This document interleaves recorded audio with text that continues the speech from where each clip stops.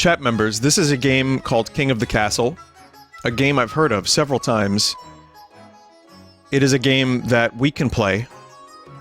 Apparently there's an extension, so you might want to check that out on your Twitch. I know this is a little early for a lot of people, but maybe a smaller chat is better for a game like this.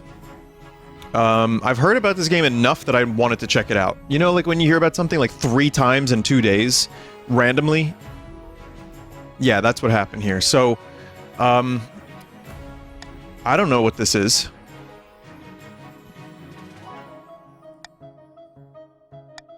Monarch name, Vental. Dynasty name? What should I do there?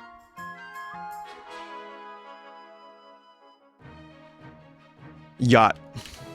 Or like the Earl of Yacht, of course. The House of Yacht, of course. Stream on Twitch and your viewers can join your game simply by typing into chat. Players who have bought the game will appear in the story more often. Don't just buy a game because you want to be on a stream. That's silly. I think I have this up already, chat, right? Do you see this on your end? Okay. Choose 3 regions. Barons of the March, Chiefs of the North, Counts of the East. We'll do Barons. They're brash, rural lords. And they like hunting. I'm afraid if I choose Counts of the East, I might say the wrong word. So... we'll do patricians. They're seafaring merchants. And they're clever. And the grandees are impassioned duelists known for their strict adherence to honor, etiquette, and the 9th god. Sure.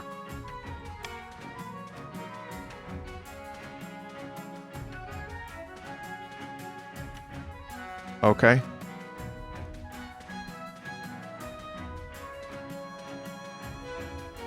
Alright. Chat is here. Wow, that filled up quick.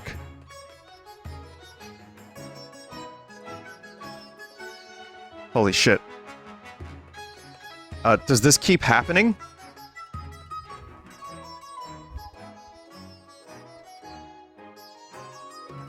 Again, I have no idea what this game is, other than people have recommended it. People can join after the game starts. Alright. So yeah, we're in for... I don't know what this is gonna be yet. Okay, so... acquire an heir, then complete your ambition to win. Your first reign will likely end in disaster. Heavy is the head that wears the crown. Keep an eye on the region's schemes. If they pass all their stages, they'll win the game. Be careful of the region's defiance stat. If it gets too high, the regions may rebel against you. To win, pass all 3 stages of your scheme. Each stage requires that you get stats to certain levels which are affected in votes. Oh god. Voting is open. So how you vote is up to you. You can vote for your schemes, to stop other schemes, or for the good of the kingdom. Or there's rebellions as well. Okay.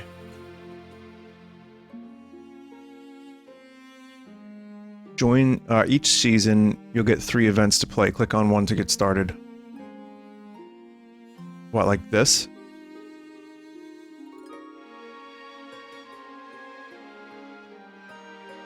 Vinny, be careful. Mike said this game is literally unwinnable. Oh, good!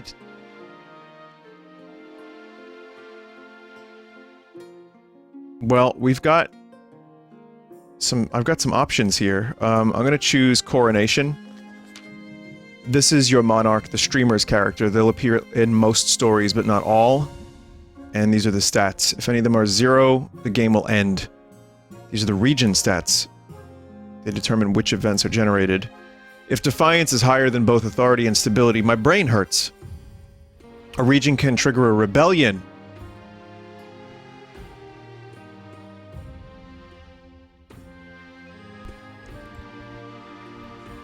Your Majesty, I've scheduled your coronation to take place in a week's time. Shouldn't I be giving the orders? Of course, Your Majesty, but to delay any longer would make the nobles restless.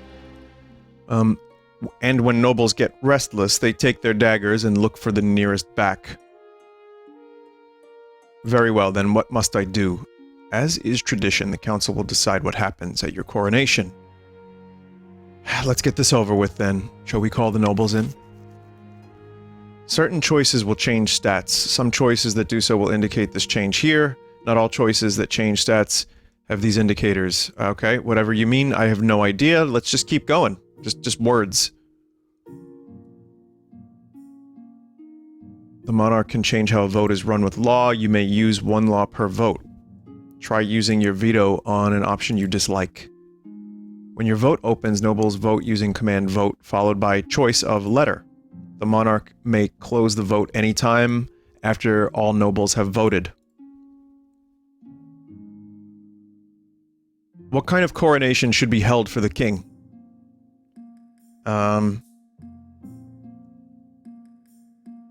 Monarch's choice is completely useless, by the way, since you could just verbally say what you'd want to choose anyway. I guess we'll start the vote. I have a feeling I know what chat is going to vote for.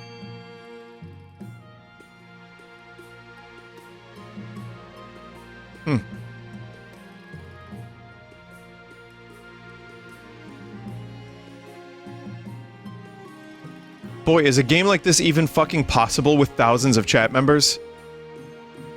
It's not... I don't even think it's registering all the votes. I think it's... like, getting... I love democracy. So, throw the king into the river.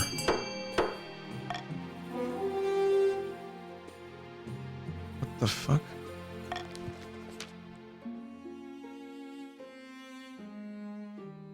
Okay, so the kingdom's stability is now civil, but authority is now dubious. It is decided the king will now be thrown into the river. What kind of coronation is that? A very traditional ceremony dating back to Queen Alma the Wise. It's meant to represent you being reborn as a true king. The nobles pick you up and carry you out to the Treadwater River, hurling you into the shallow water with a cheer. When you climb back up the banks, soaking wet, the Chancellor steps forward and places the crown upon your head. Is it your imagination, or some of the nobles' stifling giggles? Do we get to see that happen, or do I just have to go to a new event? I feel like this has potential to be, Monty Python. We just need a dude eating mud.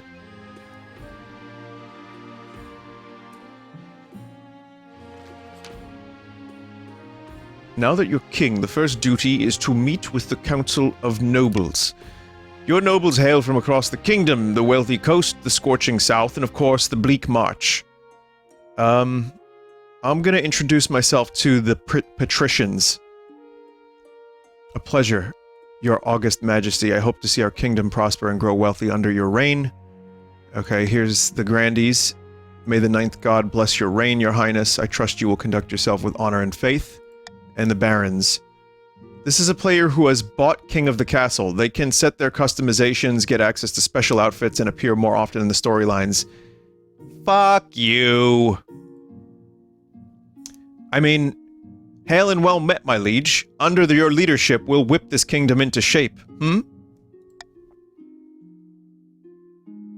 The council hall immediately fills with raised voices as the nobles argue with each other and demand your favor. You sigh and sit back. Is this what the council is like? No wonder your father told you to avoid the throne at all costs. Was I able to customize my character, chat, and I just didn't do it? Is it too late? Okay.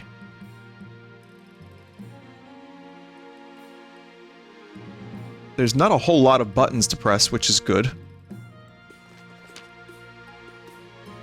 Okay, heir and ambition. The monarch must acquire an heir and complete their ambition to win the game. A spouse is useful but not necessary. Complete your ambition before a scheme or rebellion usurps you, or before you lose all your authority, treasury, stability. Your Majesty, the first few years of your reign are the most difficult. You're new and unproven. The nobles of the council will scheme against you, hoping to kick you off the throne and put your own puppet claimant in your place. In your stead. Those fools couldn't scheme their way out of a paper bag. Better kings than you have been toppled by their treacherous nobles, Your Majesty. To defeat their schemes, you must secure an heir and prove that you are worthy of the crown by completing an ambition. My question is this: when you die, how do you hope the kingdom will remember you?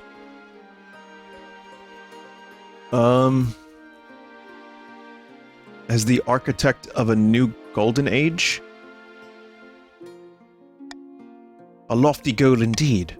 I suggest over the next few years you focus on improving the kingdom's overall trade as much as possible. Once you have an heir, I will return to discuss how your ambition is progressing. Good luck, Your Majesty. This is just going to turn into House of the Dragon, isn't it? We're going to have like a crusty king with flesh rotting off. There's going to be like family war and all kinds of awfulness. Oh, it's going to be great. Each region will now vote for one of 3 randomly selected schemes. Schemes are made up of 3 stages with specific stat requirements. Passing all 3 scheme stages places the region's claimant on the throne, winning the game. When have the barons of the March backed down from a fight? Never. I know you'll do whatever it takes to put me, your rightful monarch, on the throne.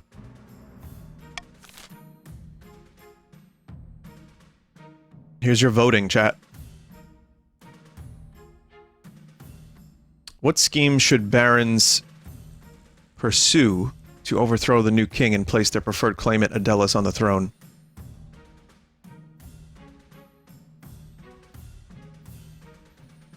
Like 3 people voting for this one.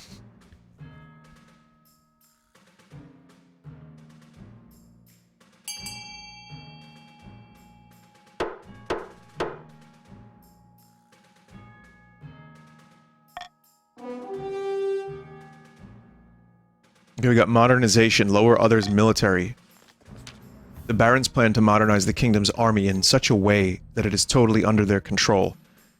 First, they must prove the military is in need of reform. To advance their scheme, the barons must lower the other region's military to a combined of 10 or less in 4 seasons.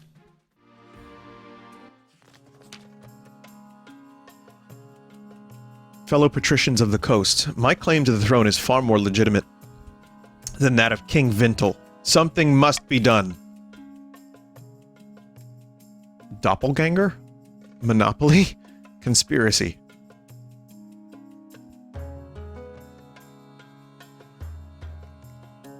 It's one of them doppelgangers.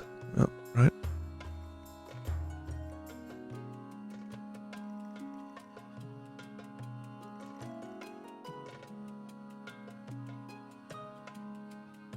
Apparently you can just kind of keep letting people vote. But we'll just, we'll go for that. Monopoly. Raise own trade. The patricians plan to privatize the entire damn kingdom. First, they must build up their industry. To advance their scheme, the patricians must raise their trade to 5 or more in 4 seasons. Well, they're at 7 right now. Huh? Did I lose already?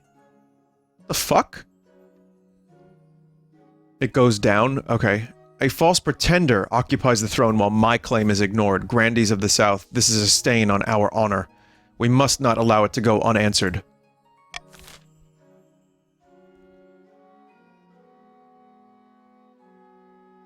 It's a first of many goals, I see.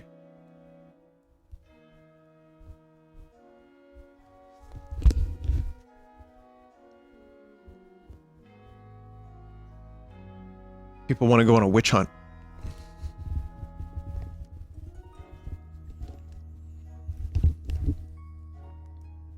There's some easy, social media parallels that I could just, you know... Wouldn't be hard. wouldn't be hard. So, highest faith. There's all sorts of heresy in the capital, and the Grandees intend to expose it. First, they must ensure the South is beyond reproach. To advance their scheme, the Grandees must be the region with the highest faith in 3 seasons. Here you can review the region's schemes and their claimants. When you have an heir, they will appear on the right of this page. If your reign ends abruptly, the nobles will vote for the next monarch. This vote is between 2 regions with the highest combined stats and your heir if you have one. Okay. Okay.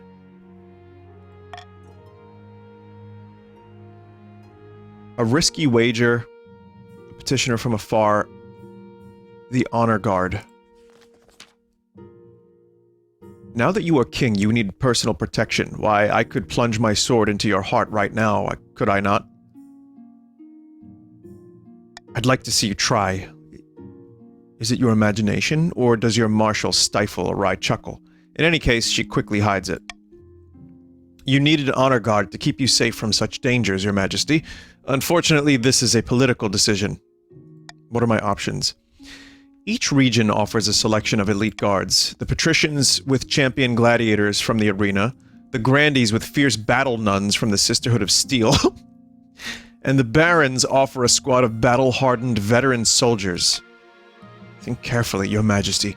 These guards' loyalties will be divided between you and their region. Of course, you could just hire foreign mercenaries. They'd be loyal to coin above all.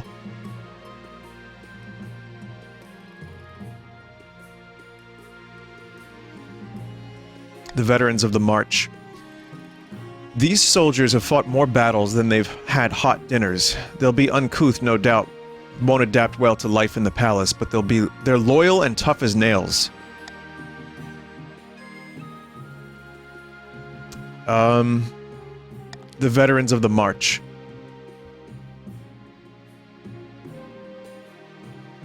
Okay, so yeah, the other 2 factions did not like that. The veterans arrive a few weeks later. They march into the throne room in perfect formation before lining up behind your throne, hands on their sword hilts. Each soldier sports a bigger scar than the last. The gold cloaks have arrived. I don't know, battle nuns seemed kind of fun too, but...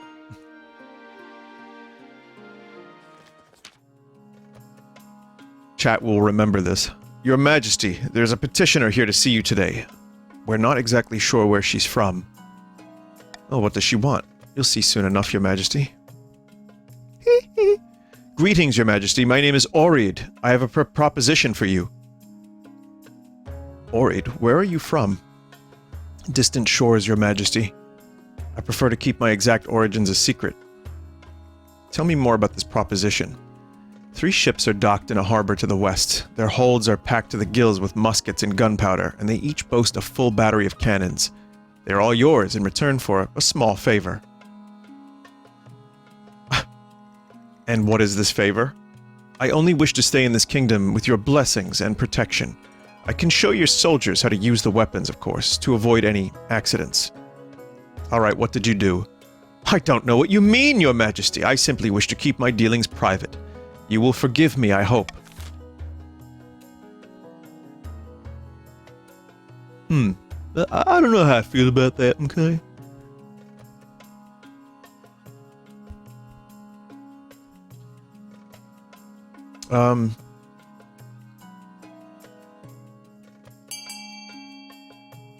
I guess everyone gets to vote for this one. You can veto any choice. Oh.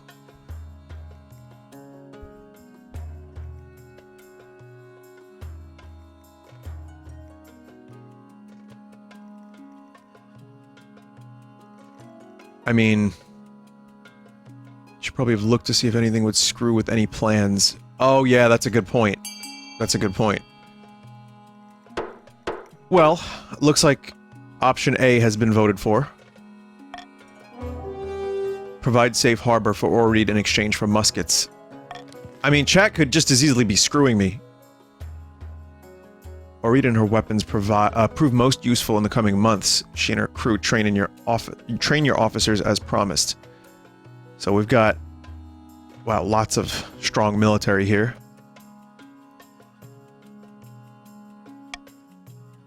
Ori demonstrates by puncturing a metal breastplate at 500 yards. The council clearly made the right decision.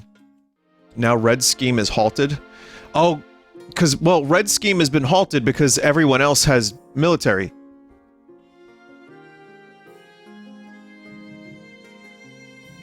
Even though I have hired Red to be my personal guard.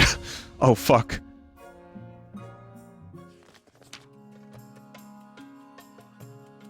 Hold on to your masks, hats, and other accessories, everyone. Baron Mizali is a chat member, is about to lose a huge amount of money. We've bet our life savings on a boat race against the coast, around the coast, and I am sure to win the day. So sure, in fact, that I petitioned the council to officially sponsor my voyage. What kind of boat will you have? My best trireme? It's tiny, but that's the point. It'll nip all around those deadly reefs. He's talking rubbish, Your Majesty. My nice little cog will easily outstrip Taladian's old boat.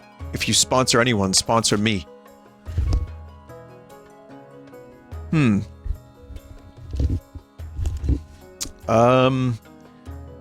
Let's see, okay, so, hang on. Okay, so...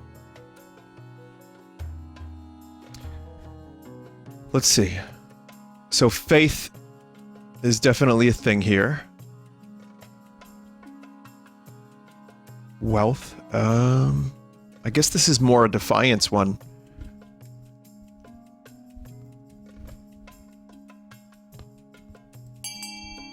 I guess I could veto, but I don't even really know what to do. I'm still learning the game.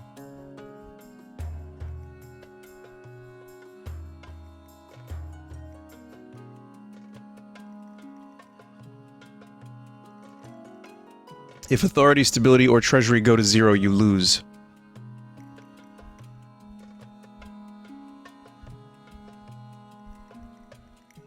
What's the difference between wealth and treasury?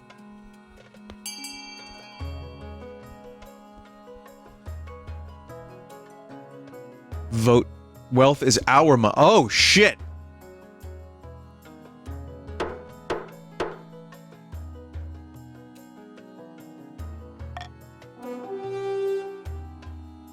Wow, that's a problem. Wow, my treasury is way down. Well, here's what happened. Treasury's down. Red wealth has increased, green wealth has increased. Wow, that sucked. I should have fucking vetoed that. Authority is now credible. I mean, my authority went up, but that's not exactly helpful, is it? Excitement builds as merchants and tourists flock to the starting town. Soon both boats embark on their journey. They look very small and flimsy against the vast ocean backdrop. Your esteemed highness, I understand you elected to sponsor both competitors, but surely you have sense that one will outdo the other. Would you fancy a small wager? Yes. Marvelous. Then where shall you place your bet? I bet on Lord Patrician Taladian. A fascinating choice to sponsor both, but to bet on one. Perhaps that shows your true opinion, How much would you like to bet, Your August Majesty? 1,000 gold. You return to the capital to await news of the race.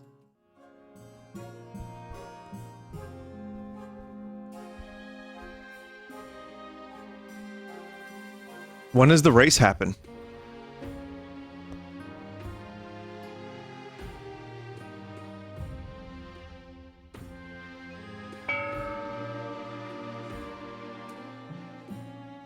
Okay, we gotta go to the next season. Nobles can use their wealth to bid on any building in the region, which affects the stat. This is done through auction, where only the two most funded buildings are chosen. When the auction is open, nobles can fund with the following command. Fund a... where is personal wealth. Okay, you clearly chat understands.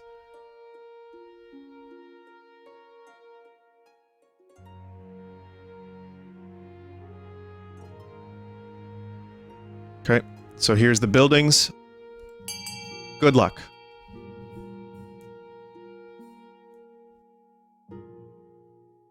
This is a very weird game.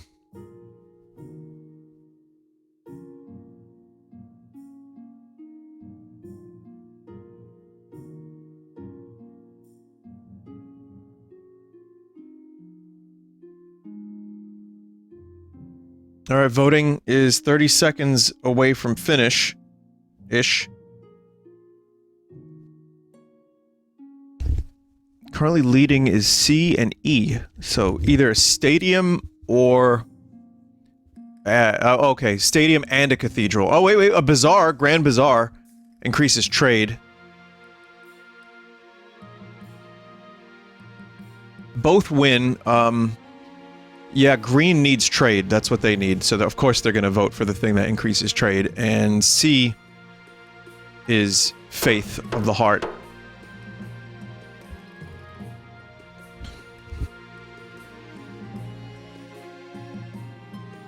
I also want trade.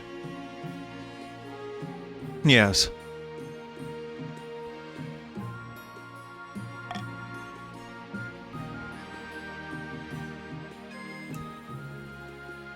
An island discovered. Finding a spouse, a private exchange. Where's that damn boat race? I want my money.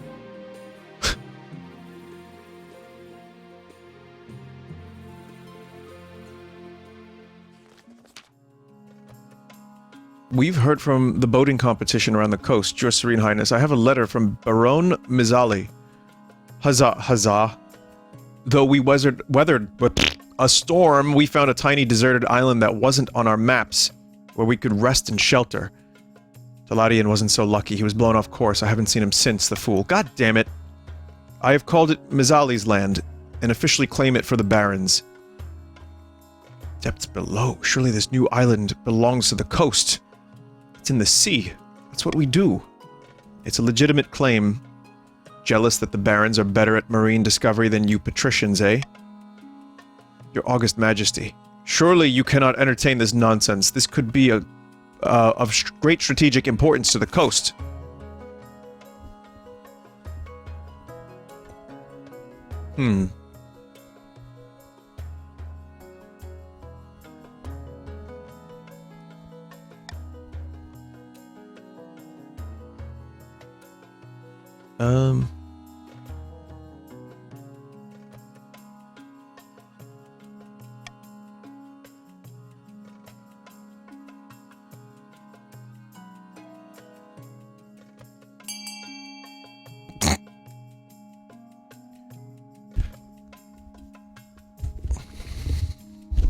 I think that makes sense.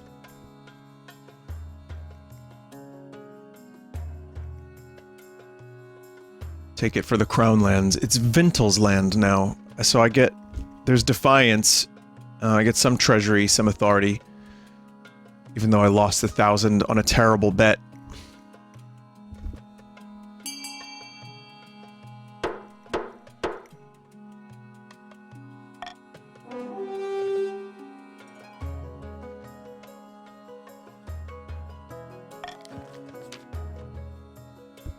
The Defiance... Oh shit, they are grumbling at the coast. But hey, Red, we're doing pretty cool, right? We're friends now? Authority is now commanding. Treasury is now 1,000. An outpost in the sea brings respect from neighboring nations. And transport ships can rest and repair on the island, bringing more money to the capital through new trade routes.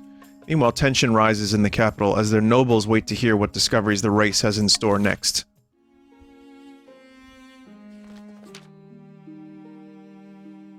In the twisty passages of your castle, you can avoid your advisors, the nobles, and even the spy master, but there's one person you can't avoid. Your mother. Why haven't you found a spouse yet? It's been almost a year. I've been busy. Well, you better find the time. Don't worry, I'll take the liberty of finding eligible candidates. What is your preference, men, women, or do you not mind? I mean... I'm confused now, chat. I'm confused at what's happening anymore. So I don't know what we're doing here. So we're just I don't care anymore. Excellent. I'll send out messengers to the most influential noble families in the kingdom. Let's see what they have to offer.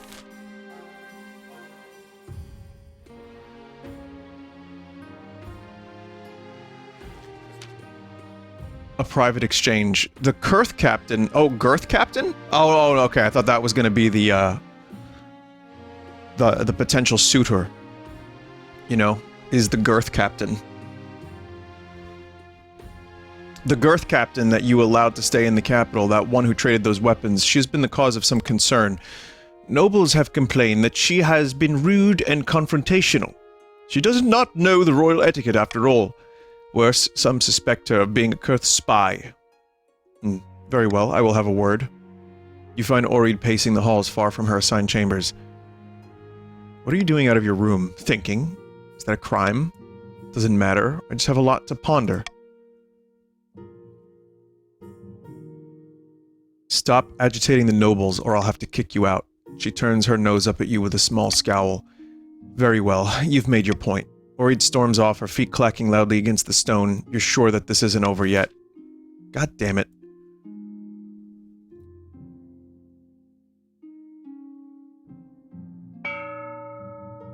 You may collect a common tax or target a specific region. Taxing a region will increase the defiant stat and decrease noble wealth.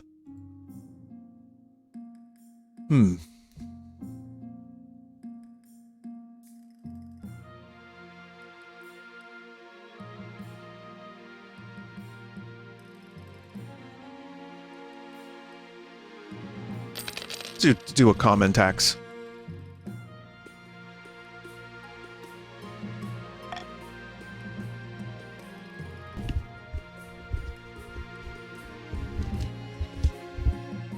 Green is too defiant.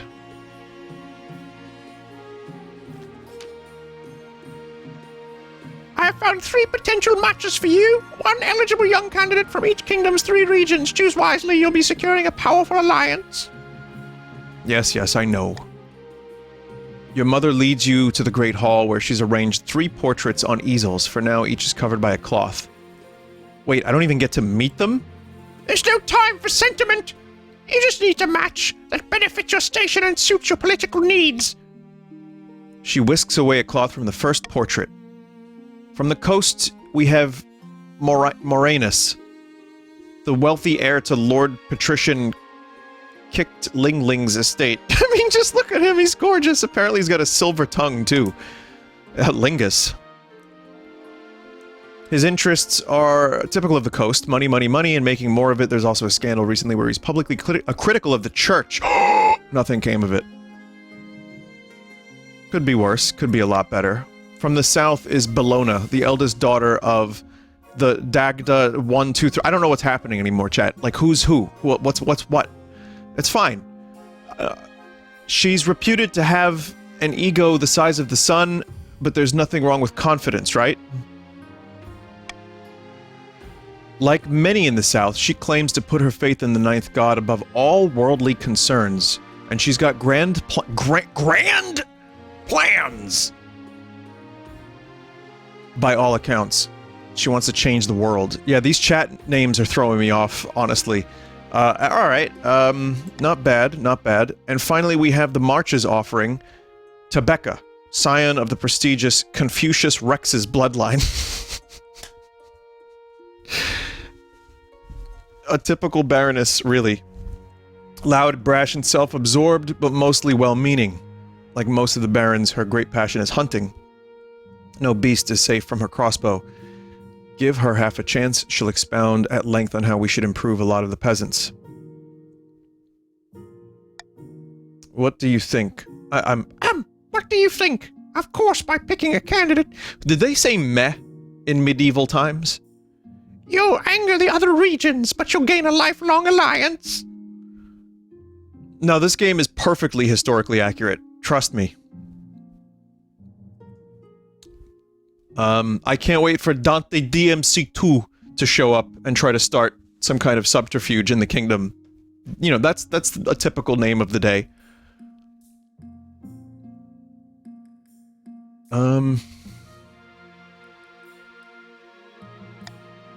Hey, Moranus. Do you want to... Listen, Moranis has got a silver tongue, and you know what that means.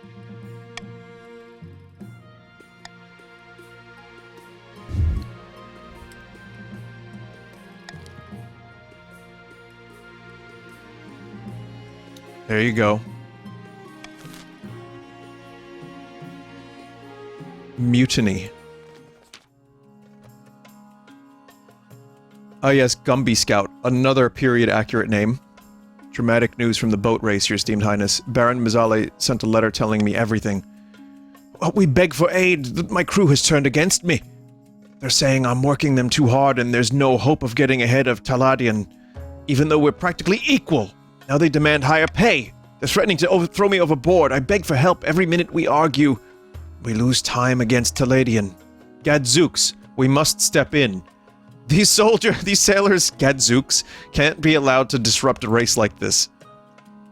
Really? Surely if Mizale can't lead her own crew, that's on them. Why should they get special treatment? This has already hurt their chances of winning the bet. Why should they be punished further? Some choices have uncertain outcomes, called challenges. These can either be random or based on a stat. The percentages show the chance of success. So,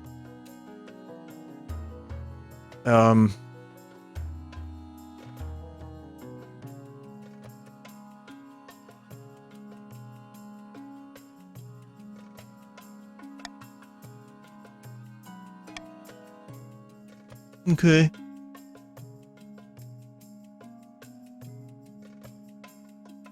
The barons can send funds to pay.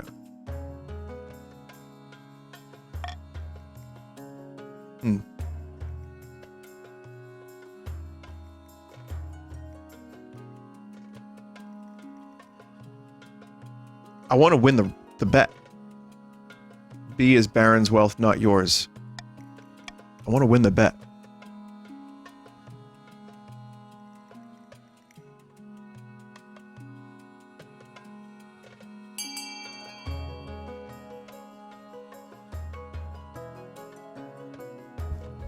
I'm sure the mutiny will be fine.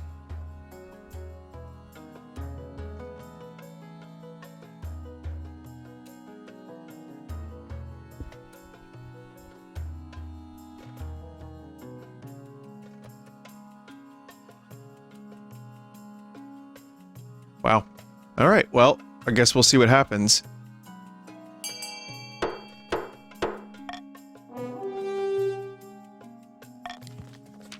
The barons are disgusted with the king's decision. Wow, look at how the tables have turned. It's a good thing they don't have guards in the chambers. After a long delay, Mizali is forced to scrape together gold to promise to their crew. Challenge failed. Baron Mizali's wealth has decreased. Still they remain behind Taladia and the race is nearly over. Yes, I want that 1,000.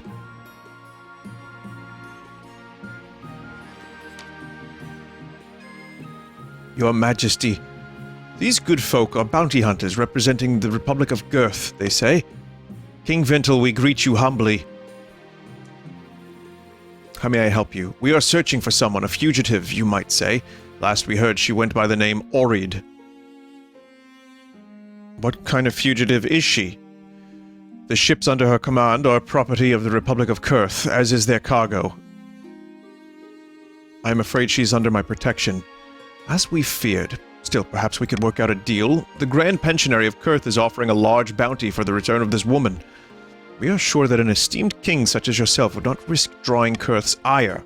As proof of our goodwill, we will even allow you to keep the firearms that were stolen.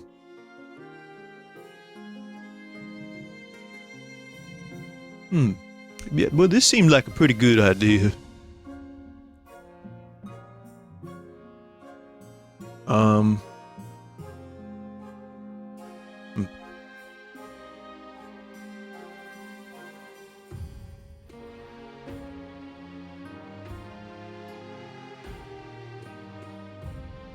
Oh, I can't veto.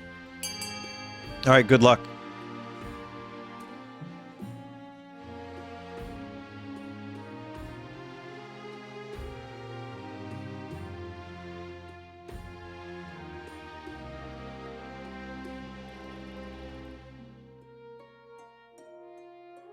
Chat, your choices are very good.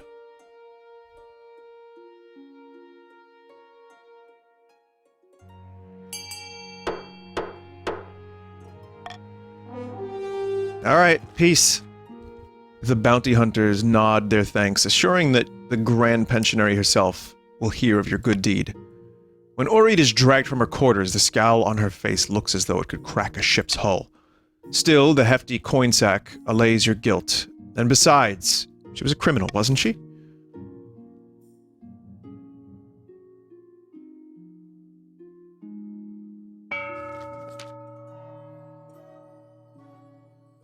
In a picturesque castle overlooking the southern city of Tolavine, two grandees lie back to enjoy the sun. Praise be. Whispers of our plan have reached the peasants.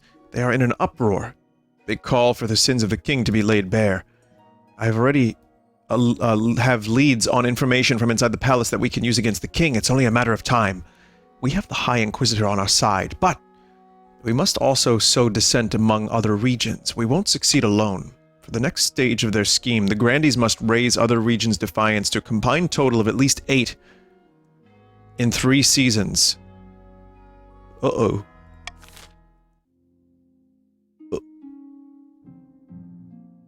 Adopt a law. You can only adopt one law. Okay.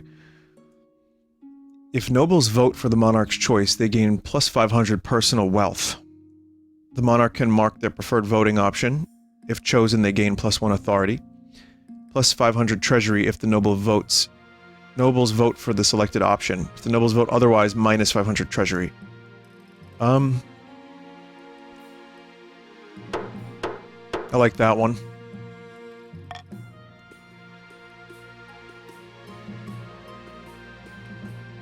The end is near. The coastal boat race is nearly at a close. I'm pleased to announce that the Lord Patrician Teledian is all set to win, just as the king expected. Excellent. How exciting. Truly this race is of utmost importance. On a completely unrelated note, I have a shipment of grain that is due to intercept the racers any day now. If my ship got in the way, who knows what might happen? I dare say the race's outcome could be altered. Of course, I could be convinced to alter the shipment's route instead. Your esteemed highness, we must put a stop to this shameless attempt to sabotage the race.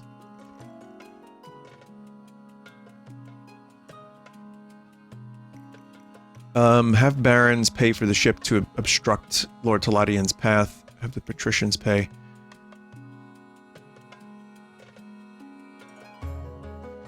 Defiance.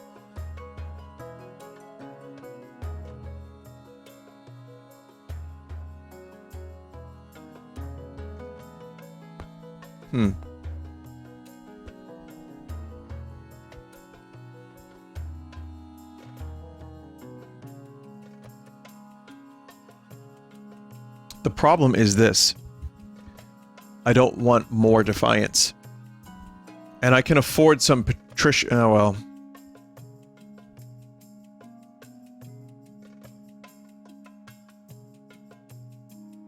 I don't know.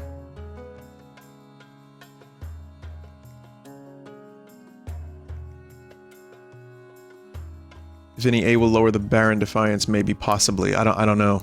I don't have a good grasp of the game enough, really, to... If A gets voted for, you lose the bet. I know, but the treasury's fine now. Currently, no one can revolt until their Defiance gets to 7.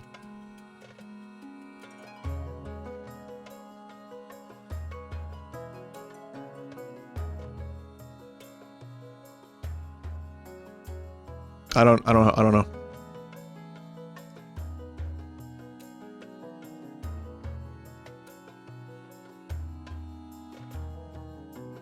Treasury is fine. Yeah, seriously. Defiance has to be above the current authority and stability in order to rebel. Okay. I understand. Well... Remember your goals. I don't... Every hole... Trade is my goal. Now, I want to get trade all the way up for everyone, right?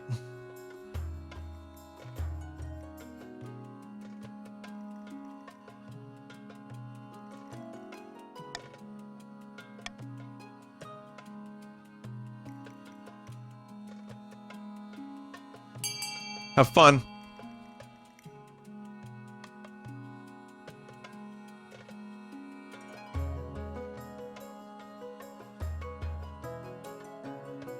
I don't know what's gonna happen. I can't think that far in advance. This is the first time I'm playing this game ever.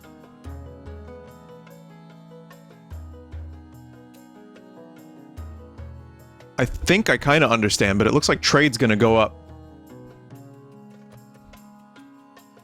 A will cause you to lose the bet. Well, I can afford that.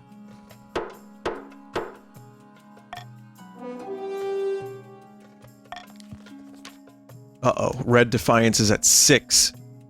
Defiance can't go lower. Some patricians' wealth has decreased. Uh-oh. Trade is now wealthy.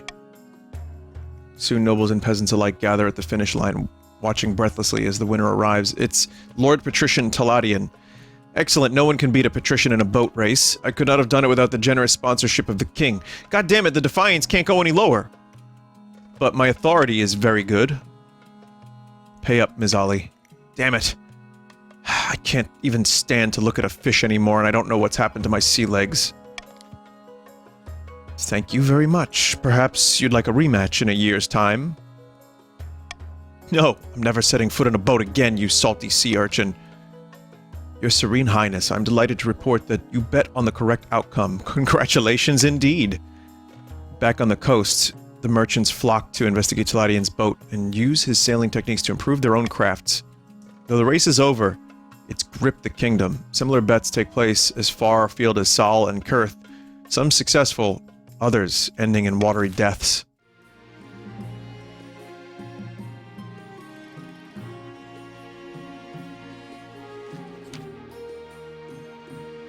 Your wedding to Moranus is, naturally, the talk of the kingdom. Peasants and nobles alike travel from across the realm to attend. For a week and a day, the capital is one giant party.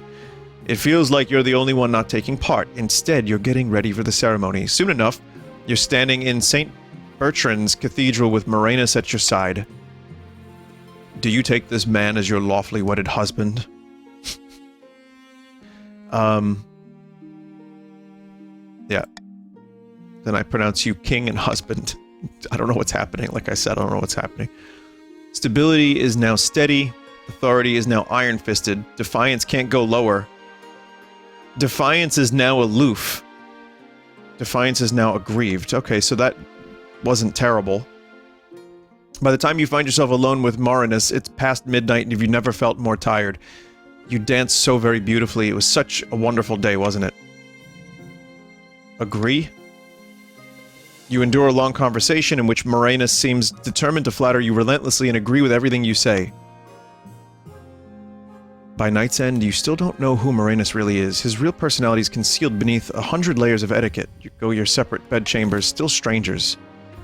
No, we need to have Peppy. How does that even work? I don't know. Rogue Golem. A rogue golem has crossed into our territory over the Ashmedan, your border, your highness. This could be an exciting opportunity. It's me, Captain Falcon! What's a golem? A machine in the shape of a man. Usually sculpted from clay or stone. The Ashmedeans use them for drudge work and warfare. Well, why did it cross over here? It was instructed to dig a trench, but evidently not told when to stop. It had dug 16-mile furrow through the landscape and over the border by the time we stopped it. Please, my liege, this is our chance to figure out how this golem magic works. We could even turn it against Ashmaid. Your Majesty, the barons would drown their own grandmothers to gain an advantage over Ashmaid, or over the patricians and grandees. Golems are an offense to the ninth god, and they're dangerous. We should destroy it before it gets out of control.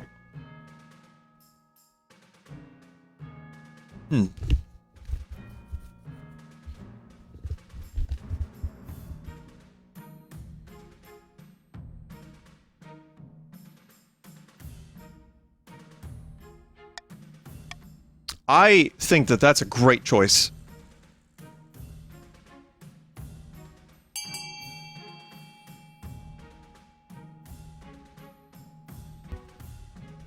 You like personal wealth, don't you, chat?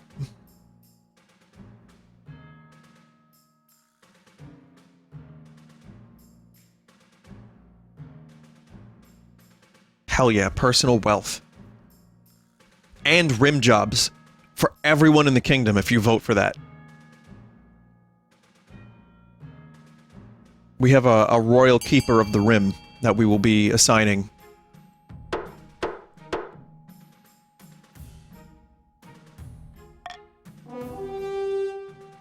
Let's see if it works. We know from first-hand experience how well these golems fight. It'll be a wonderful addition to our troops. At first, all goes well for a while, then the golem obeys orders like a good little soldier, but then... Terrible news, my liege. The Baron's new toy went stark mad. Ran into a barracks and killed hundred sleeping soldiers before it could be put down. I suspect that this was an Ashmodean trick, sending us a golem with instructions to sabotage us, and we fell for it. Damn it!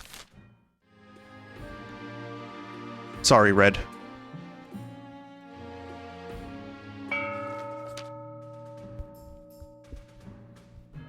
Amidst dark and foreboding forest, a small squat castle no rimming, I'm sorry, rimming is cancelled. Squat castle stands watch over the Marcher border. There at the end of the kingdom, a plot is hatching.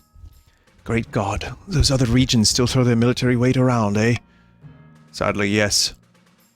We need to prove to those fools that the only army this kingdom needs is ours. The barons aim to lower the region's combined military to 10 or less.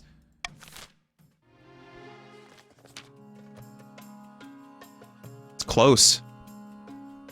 In a dingy seaside tavern, two patricians of the coast meet to plot their latest scheme. The coast's economy has never been better. We're making more money than I know what to do with. Money breeds money. I've made a series of investments to improve our profits even more. But what do we do with all the rest of this gold? Time to start buying things, of course. Land, roads, bridges. We'll buy the whole kingdom piece by piece. But first the king must be in desperate need of our gold. To advance their scheme, the patricians must lower their treasury to 1,500 or less in 2 seasons. Good luck!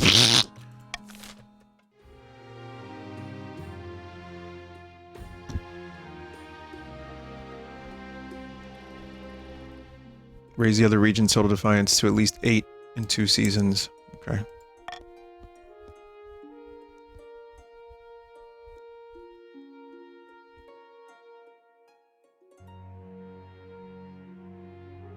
Saint or sinner? All I'm saying is every grandee claims to have a saint in his ancestry. Your great-great-grandfather was probably a common dullard.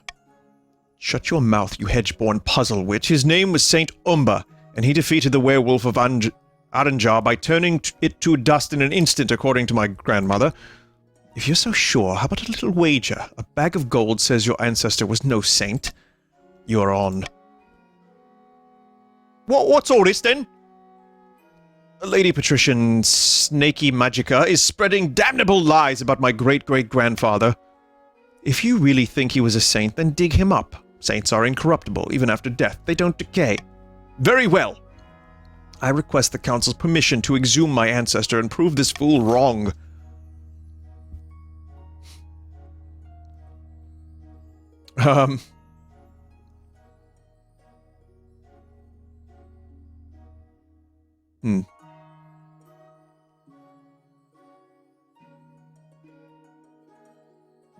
I feel like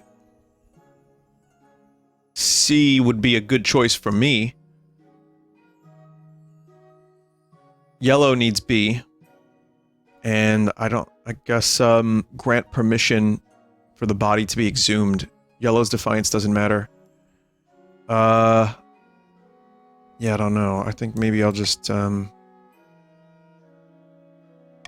don't know. I'll do that. You get personal wealth. Wow, you get some extra money. Wow. You could spend that to dig up as many bodies as you want, and then you can dress them up like Macaulay Culkin in Home Alone and attach them to toy train sets and have them stomp around like Godzilla while you feed them imitation crab meat on Craigslist. And it'll be so cool to dance with your ancestors.com.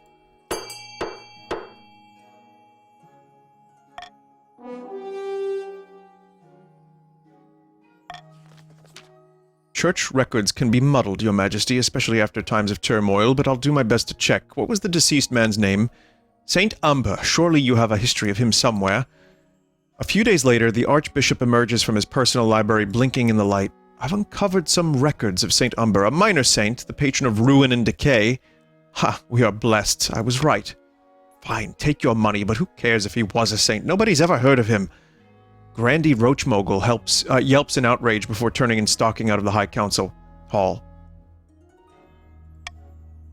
Those Southerners, so highly strung.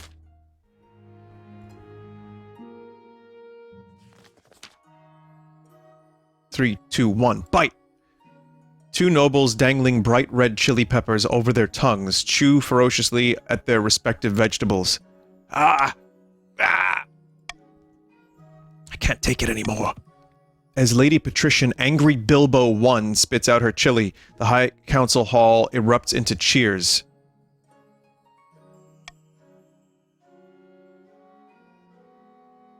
I could ban chilies, but I'm not going to. What is going on here? They're Grandy Robotic Wolf's famous red-hot Hazavian chilies. Where have you been all year, Your Highness?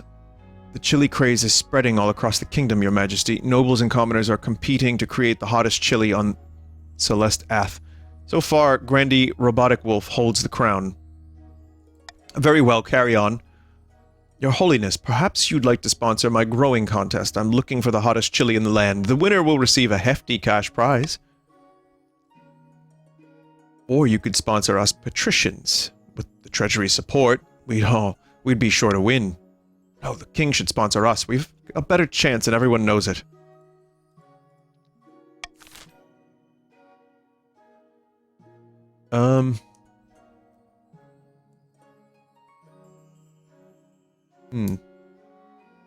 Dream of California,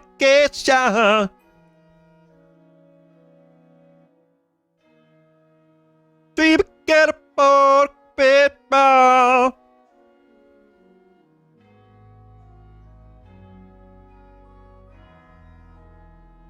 I don't really know.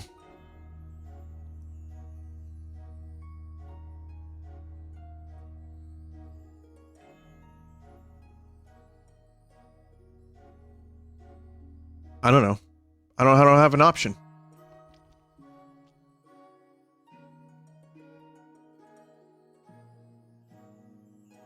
I would like to sponsor Red so we can lower their defiance, but I don't really know how that's going to work. So, have fun, chat.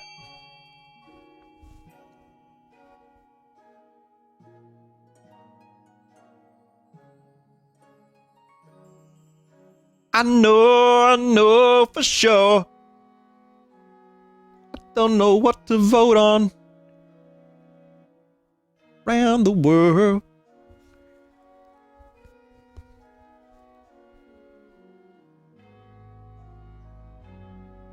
Oh man.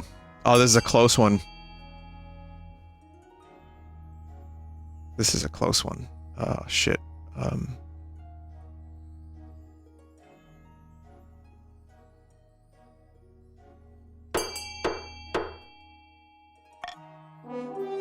Sponsor the competition and double the prize money. Simply sublime. With your backing, the competition is sure to be a success. And indeed it is. In the end, it's Taladian of the Patricians who produces the hottest pepper, a massive bulging red thing that could crush a finger if mishandled. Man, Taladian's really like the fucking star of the show today. Taladian? Trade can't go higher. Personal wealth decreased. Lord Patrician Taladian's wealth is massive. Farming is fruitful, bountiful, and abundant. With your added incentive, new life is injected into ailing farms throughout the kingdom. Peppers are the future of haughty cuisine. The patrician's new crab and chili omelet takes the coast by storm, while the baron's fabled ox-brain pie is given a spicy twist. Delicious.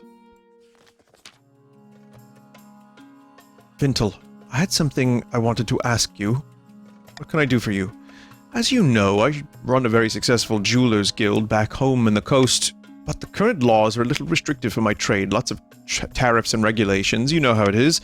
was hoping you could push for some changes in the council. Eliminate some of the import duties on Atashi jewels, perhaps? You want me to give the coast preferential treatment? I think it's only fair. The other regions just can't compete with us in the jewelry trade anyway. Isn't that immoral?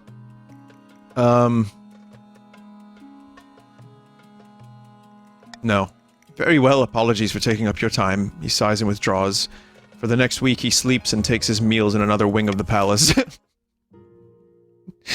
That's not helping. Personal wealth to vote for a thing. Have at it. Oh, okay. In order to produce a baby, you have to do corruption. That's fun. Someone said, why won't this ugly extension go away? I mean, that's the point of this stream. The best way for it to go away is like come back after the game's over, I guess. Sorry to say.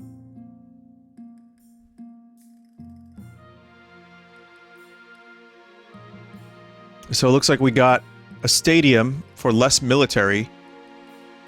Uh-oh. And also a prison for less stability. Uh-oh.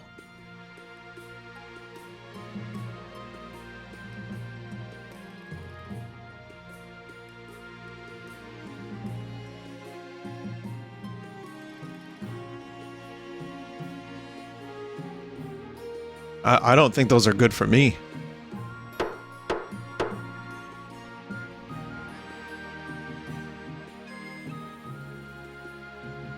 Buildings funded, so we have minus military and minus stability.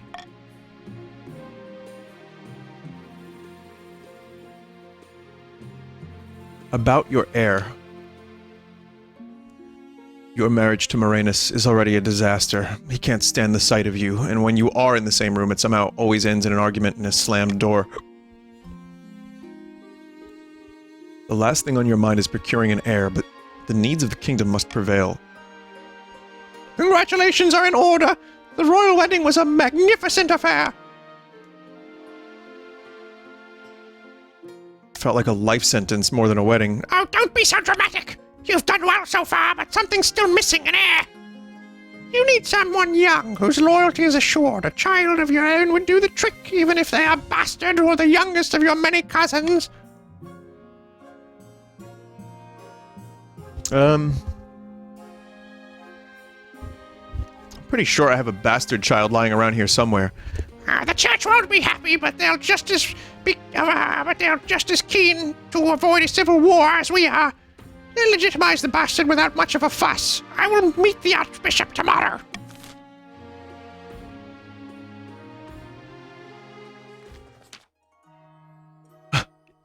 Your Highness, my ancestor Saint Umba has been unjustly forgotten by history. I propose we erect a shrine in his honor. Since he was known as the Saint of Decay, an appropriate place for the shrine would be within the necropolis. Of course, we'd need to hire some adventurers to clean out the ghouls. Your Majesty, building a shrine in the necropolis is far too risky, and nobody would visit it anyway. Why can't we build somewhere safer? Nonsense! We must honor my ancestor properly.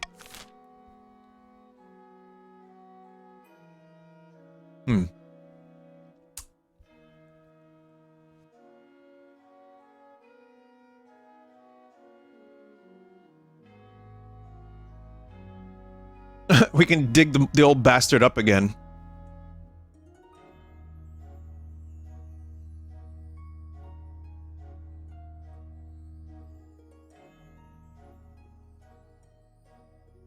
That's a very expensive proposition there. Alright, we'll get rid of that. And, yeah.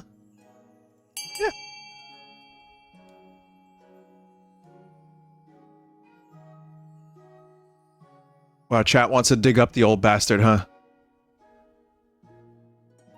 Amazing.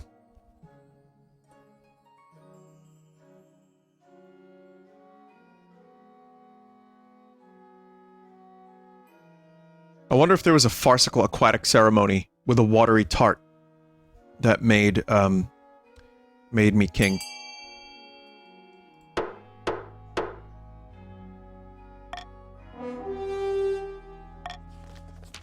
Very well, Your Highness. Now where's my shovel?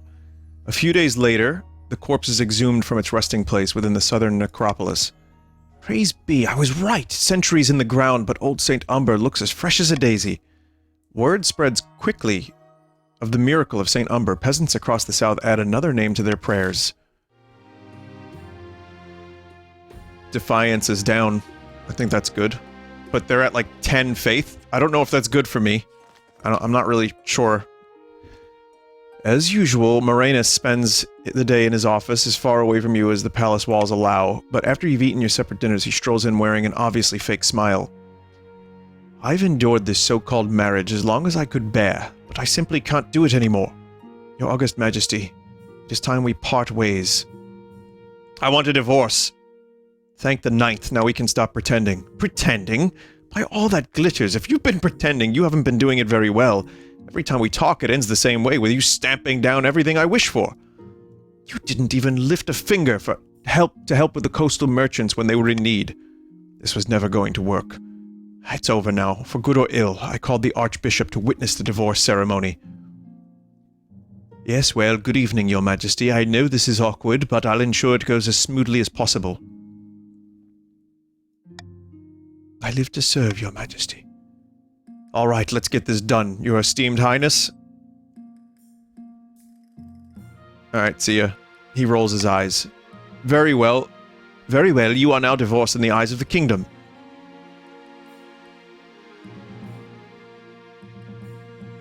Well, that sucks.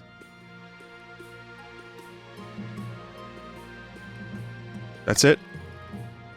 King Consort Moranus, sorry. Moranus wanted this done efficiently. Soon Moranus is ready to leave. It is a pity it ended this way, but it's probably better in the long run, isn't it? Then he's gone, leaving you in the palace with no one but your honor guard. Your huge household of servants, the palace watch, your inner circle of advisors, practically alone. Uh-oh. Word gets out quickly. The kingdom is shaken by this news. In the capital and beyond, everyone is gossiping about what happened. Depths below, Your August Majesty, you rejected my dear Moranus, my own blood. This is an outrage. Actually, he divorced me. That's not the point! I and my fellow patricians worked hard to put a dowry together for poor Moranus, tailor his outfit, prepare the feast. Now that the marriage is dissolved, I petition the king to refund the cost of the wedding.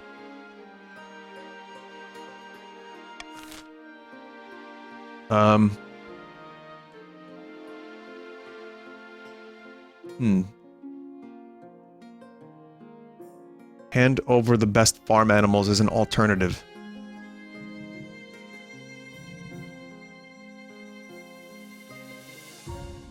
Look at that. Huh? There's the golden choice on A, everybody. Wow. Imagine all the personal wealth you could get if you just get them an animal.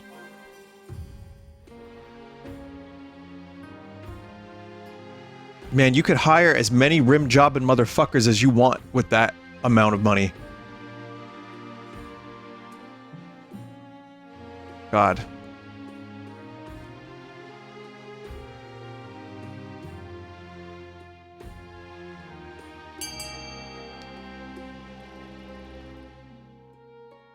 You know, B's a good choice too, maybe, but I think 1 is a great choice. I think A is a great choice.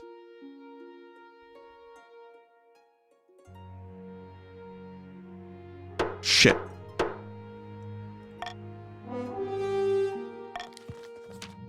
Depths below, this is an insult, not just to my family, but to all patricians!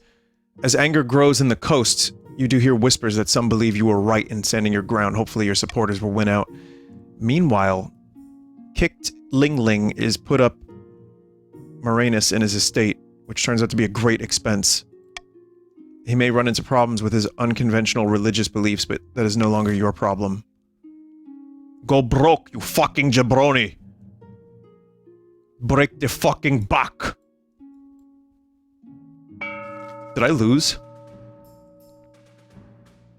Far away, at a small castle near the edge of the kingdom, the Baron's plot is gaining pace. Ha, the kingdom's militaries are in shambles. Those pansies couldn't fight their way through a field of rabbits.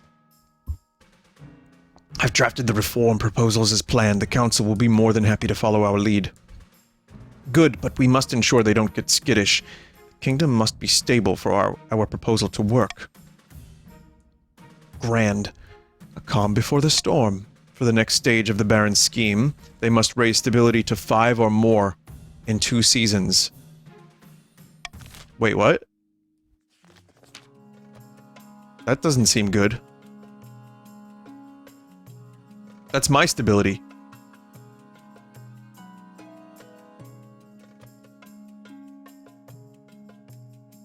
Huh? That's not good. Sitting on a bench outside the sun-bleached villa, 2 patricians of the coast meet. The thrice-cursed king is still refusing to sell us any public land. It makes sense. The treasury's flush with coin right now. Patience, my friend. Let's bide our time. Oh, bide our time until the king's gold runs out. The patrician's aim is to lower the treasury to 150 or less. Well, you know, 1500. Here's to the future of King Morrow. The golden age is on the horizon. May the 9th god strike down the false king for his wickedness. Soon the Inquisition will be complete, and the Archbishop will crown our claimant. But what should be done with the king?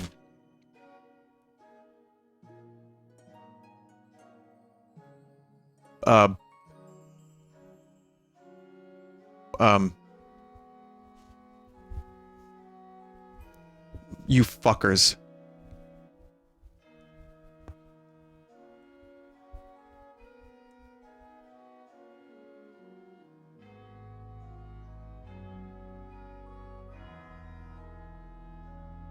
God damn it.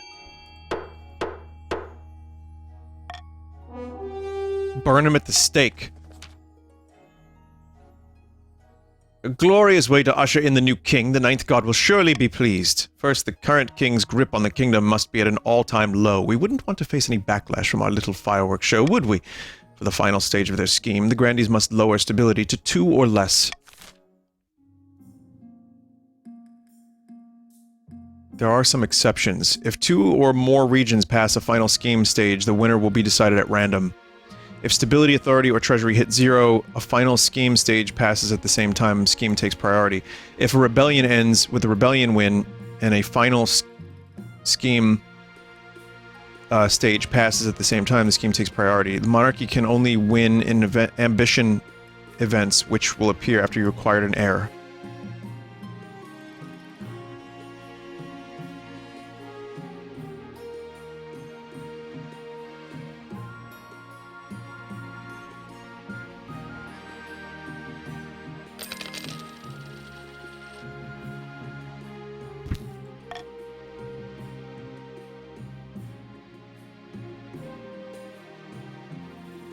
Where's Babby? How is Babby formed?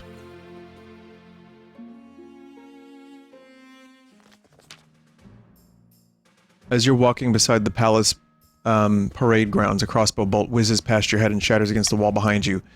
Baron Euthan June approaches, out of breath, waving frantically. He has a sleek, fancy-looking crossbow nestled in one hand.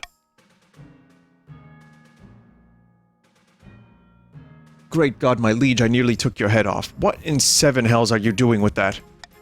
Sorry to scare you, I just wanted to show you this crossbow. Can shoot 3 bolts under a minute and punch through Ashmodean armor at 500 yards. Beautiful, isn't she? Trouble is, to achieve such accuracy and power, she needs to be crafted from springwood. It only grows in forests of the south, and those southern bastards charge exorbitantly for it. The barons of the March are guarding your borders, your majesty, and yet we can't afford to buy weapons we need. If you want to keep your kingdom safe, the grandees must stop price gouging.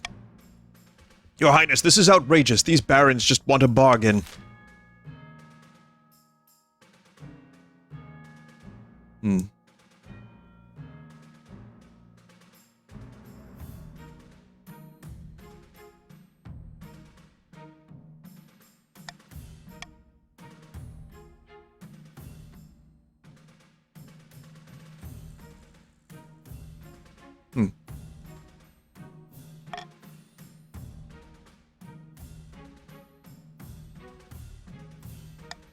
Look at that. Monarch's golden rim jobs on choice D.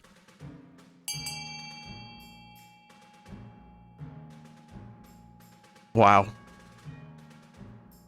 I mean, you don't even know how good those rimmings is.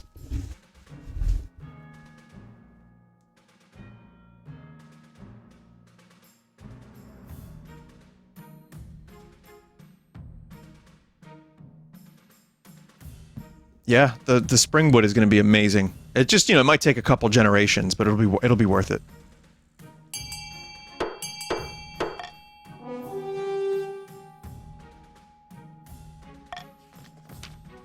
It succeeded. Treasury's a little bit lower. A few weeks later, a wagon load of springwood seeds arrive in March. They are planted in painstaking rows outside Baron Youthen June's estate, tended by his best farmers. Despite the March's stony soil and bitter weather, the seedlings sprout up under the farmer's tender care. Soon the Barons have a steady supply of springwood for their fancy crossbows and are proving an absolute menace to society. Haha, take that. Whoops, sorry, Archbishop. I'm sure any good tailor can patch that hole out of your hat in a jiffy. The springwood trade in the south suffers as a result, with prices driven right down. But then, that's just the free market in action, isn't it?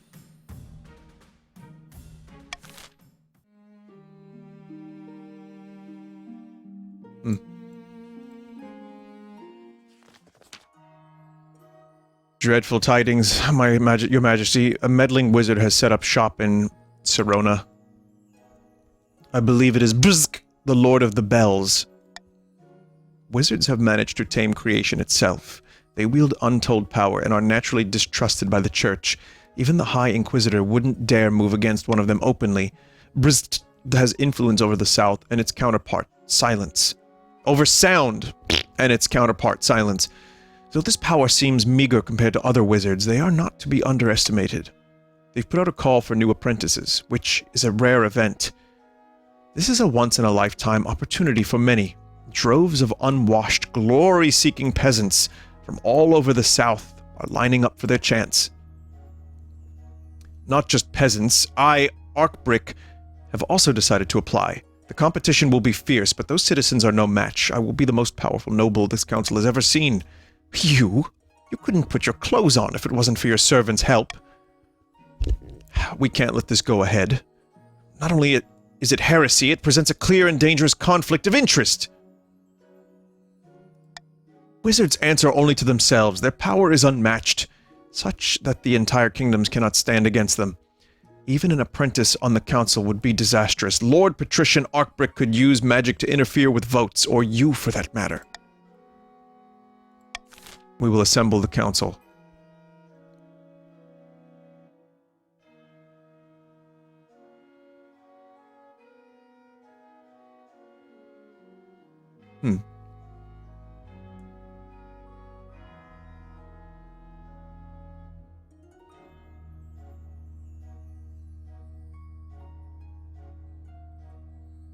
So, wealth is everyone else's wealth, right?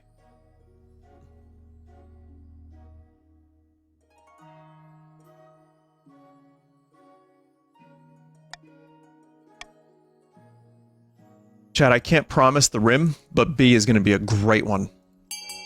It's just Arkbricks. Fuck Arkbrick.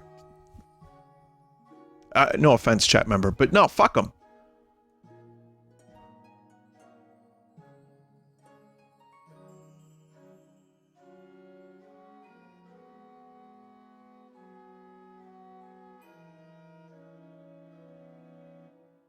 No, you don't need a wizard on the council. We'll just forget about that.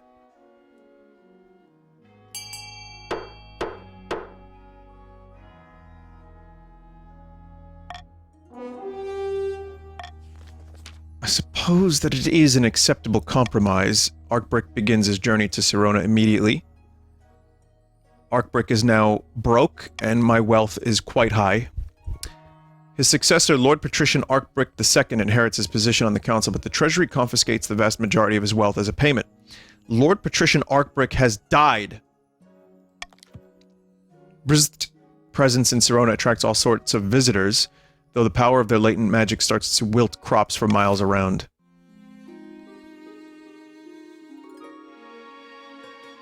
Wow. Your Highness, the incorruptible corpse of Saint Umber. This fucking guy again.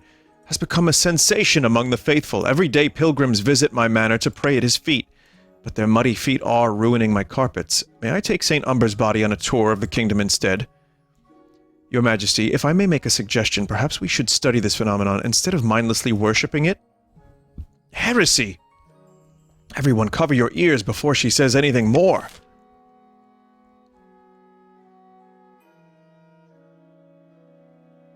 Hmm.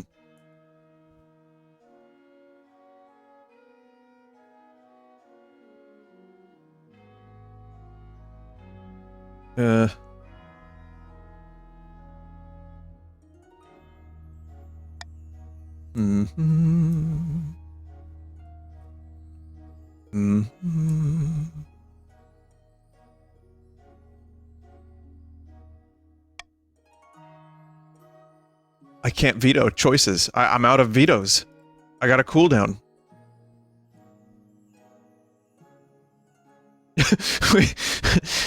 Rebury the saint.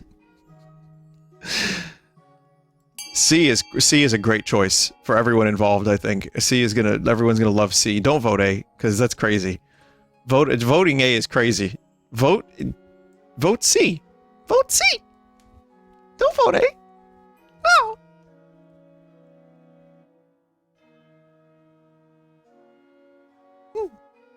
That's not good.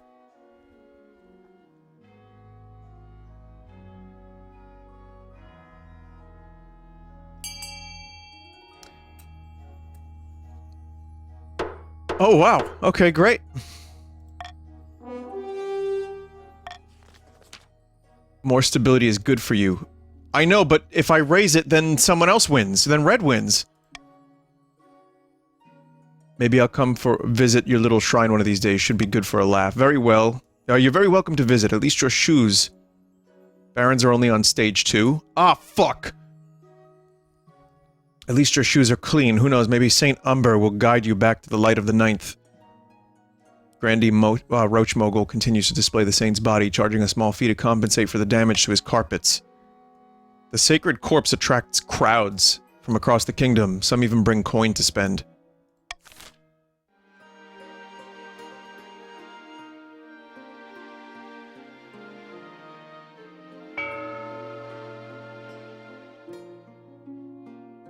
Here's another law.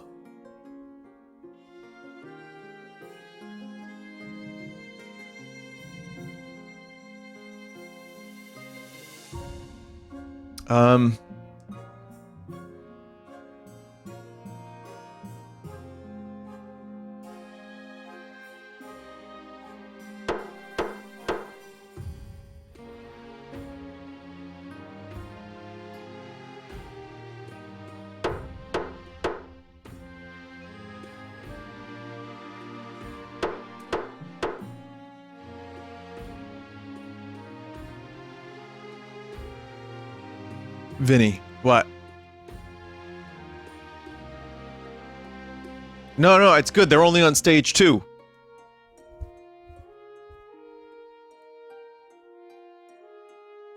That's good. Call for unity. I could get more, stability. So that's a good choice.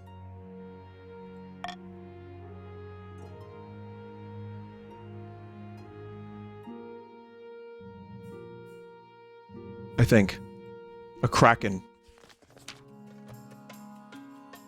Lord Patrician Jimmy Cohn's PS4. Yes, period accurate name. A Kraken. Real life, honest to 9th Kraken. Just outside my harbor off the western shore. We should send our navy to subdue the beast at once. The Kraken has every advantage in a sea battle. Your Majesty, perhaps a lighter touch is preferable. It said Kraken can be appeased by offering an offering of living creatures. Heretical nonsense. You cannot be considering this, Your Majesty.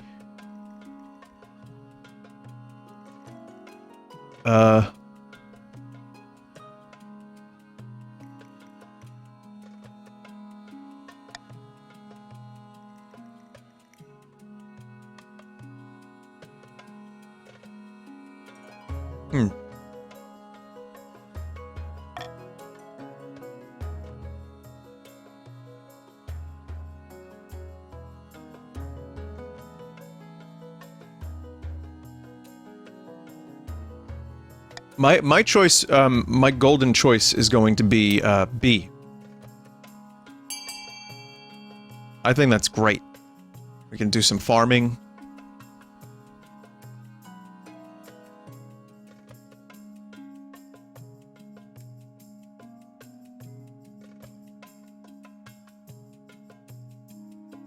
Find something magical like a mandragora root or something.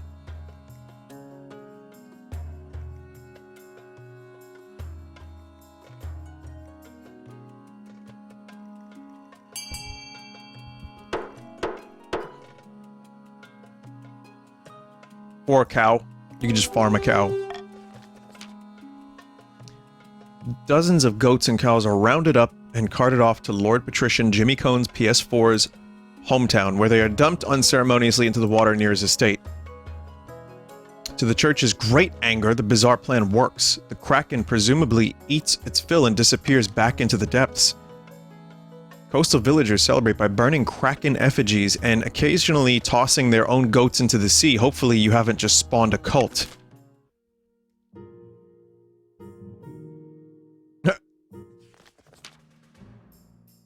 My liege, the loyal and noble Baron someone in chat has been taken hostage. What would the kidnappers want with him? It's some criminal organization. These horrid miscreants demand gold and safe passage to Ashmead in exchange for someone in chat's return.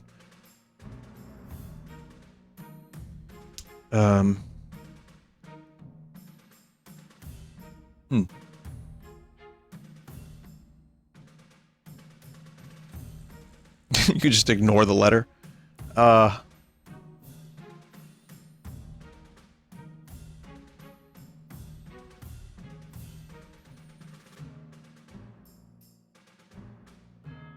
B is 100%. That's true. B is 100%, which I think is a fantastic option. You can't lose with B. And you get not just rim jobs, but you can get rusty trombones from that one.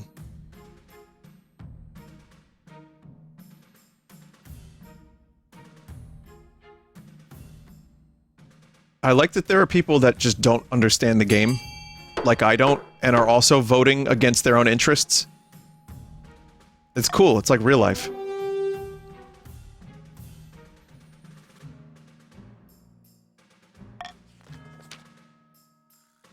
Alright, military is strong, but down a little bit. The March, they suffer some losses, but they're also not as defiant because we saved one of their people.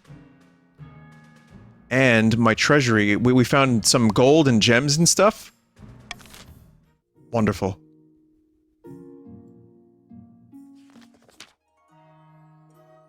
Your Majesty. Your Majesty! Lady Patrician Snaky Magica has disappeared without a trace. She was last seen on a horse headed to Grandy Roachmogul's estate. God damn it. Everyone... Oh. Lady Snaky Magica has died. How does everyone keep getting kidnapped? It wasn't me, I swear. Lady Patrician Snaky Magica came to visit St. Umber, but the saint's eyes lit up with holy fire!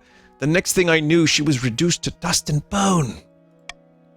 A likely story. I demand a council arrest Grandy Roachmogul for the murder of my mother.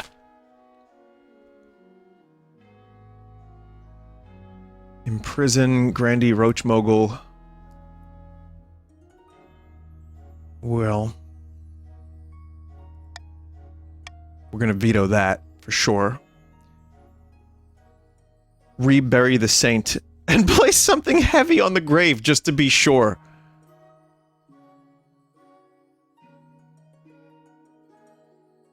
Oh my god. Okay, have fun voting.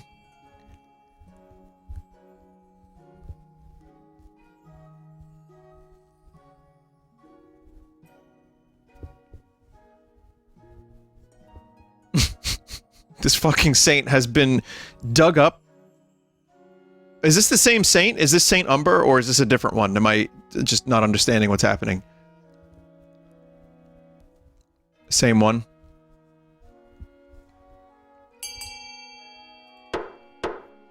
dug up. They wanted to send the saint on a tour.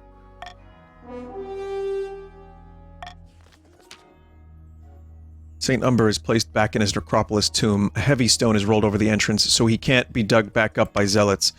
Grandy Roachmogul seems relieved that the saint is gone. Lady Patrician Snaky Magica, however, is outraged. Are we really accepting Grandy Roachmogul's word that a saint was responsible for my mother's murder? That is absurd!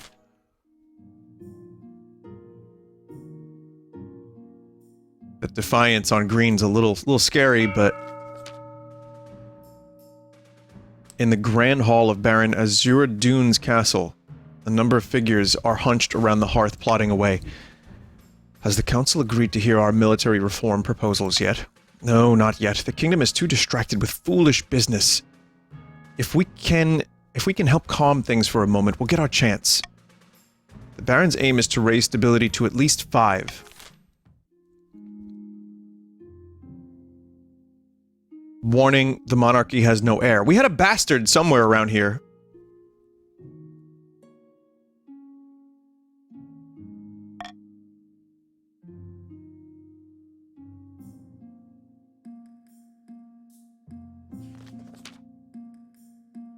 Your quest for an heir is finally complete. There we go! You stand before the council holding a small child in your arms. Should I die? I ask that my crown is passed down too. The council hall is filled with nervous silence.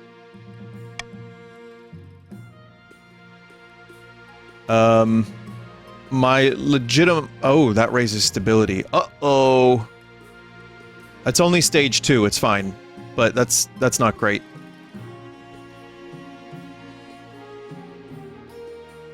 My legitimized natural-born son.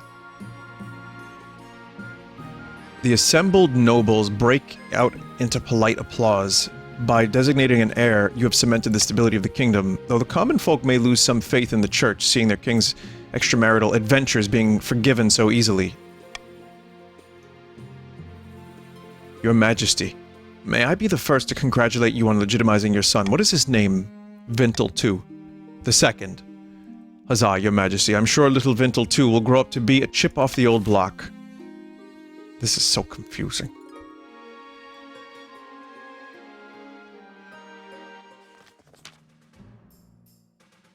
Behold, my liege.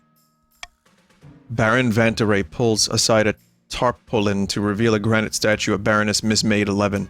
The statue is impeccably denied. Or denied, detailed. Its expression is a frozen grimace. A sad sight, is it not? A gift for me? No, Your Majesty, this is no statue. It seems the Stone Maiden is abroad in the march. Who's that? She's a walking statue with burning yellow eyes. All who meet her gaze are turned to stone. She sleeps for years at a time before waking and terrorizing the kingdom. She must have ambushed Baroness Mismaid 11 on her latest hunting trip. Please, Your Majesty, do something.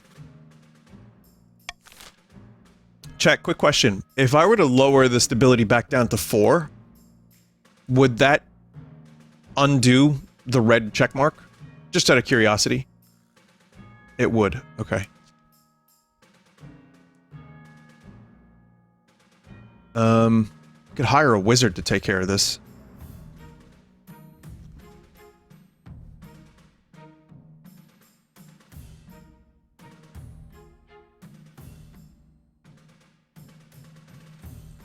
I don't know. I'm fine. I'm fine. That was a weird noise.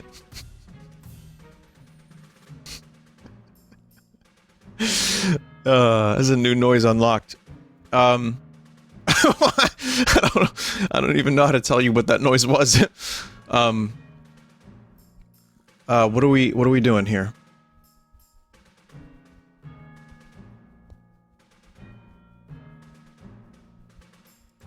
I don't know. Chat, have fun with this one. Consult fairy tales for a solution?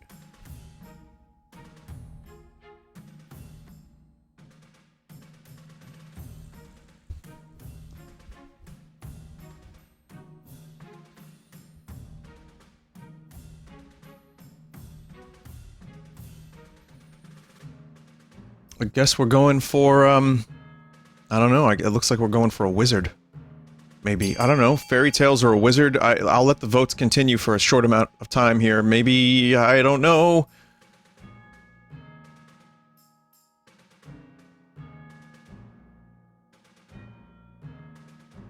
Oh boy.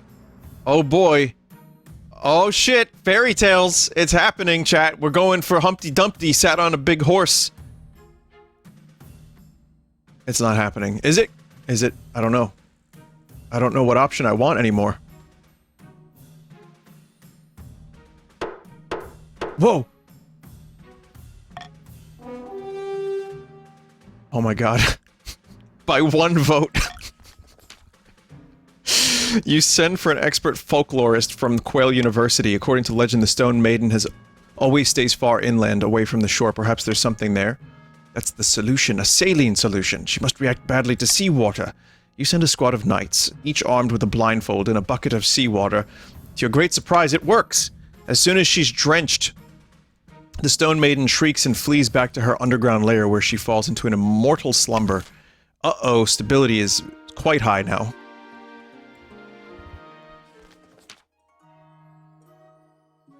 We received a message from the wizard. Bzzzt, Your Majesty, I heard it in my mind during breakfast. It was quite disturbing. Their new apprentice, Arcbrick, has died. That is quite normal, Your Majesty. The survival rate of wizard apprentices is less than 1 in 10.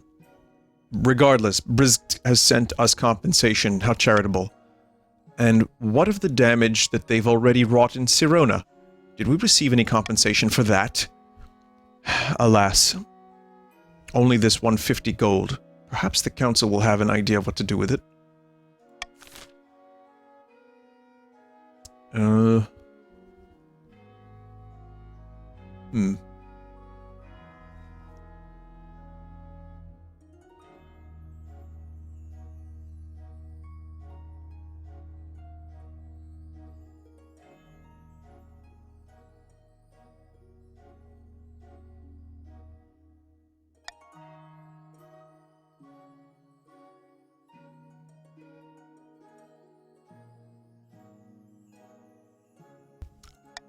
I think we should give it to the successor.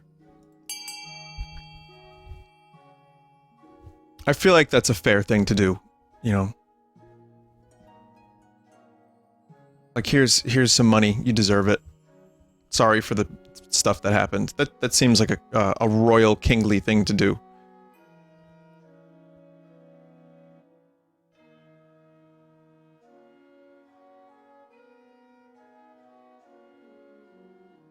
Quite kingly.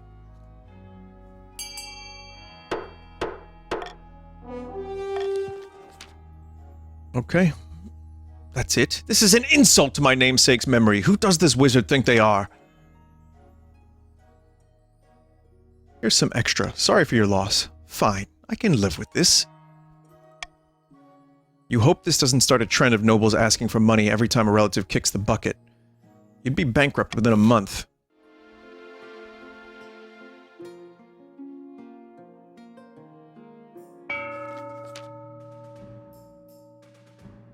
After several rounds of deliberations, the council approves wide-ranging reforms to the kingdom's standing armies. The barons of March are set to be the major contributors to this new model army, having volunteered their expertise and manpower in these trying times. Meanwhile, in a foreboding Marcher fortress, the barons are celebrating. Ha! I can hardly believe they went for it. This is all well and good, but we have not won yet. We must make our final preparations.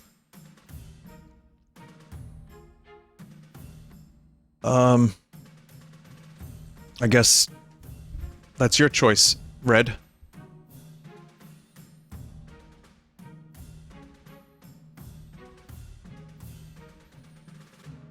When does this end, by the way? Like, how many more rounds does this go?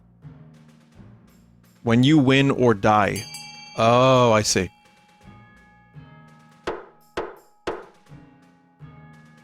And how do I win again? I guess I'll know now that I have, an heir.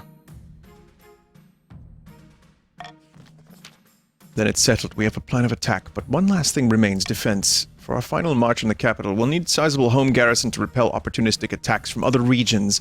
For the final stage of their scheme, barons must raise their military to at least 8. Okay. Well.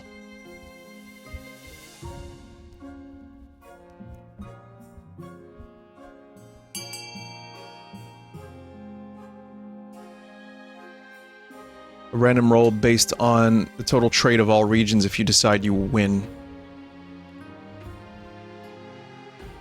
So they want to lower stability. Red wants to increase stability. That's fine, I guess.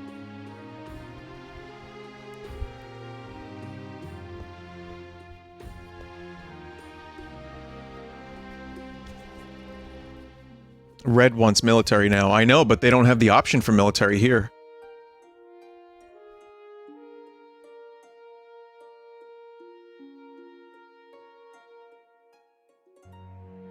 I mean, I'm fine with this.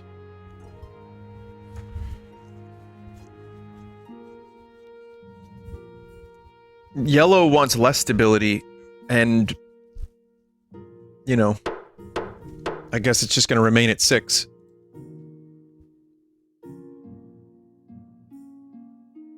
Okay. People bankrupt themselves for this.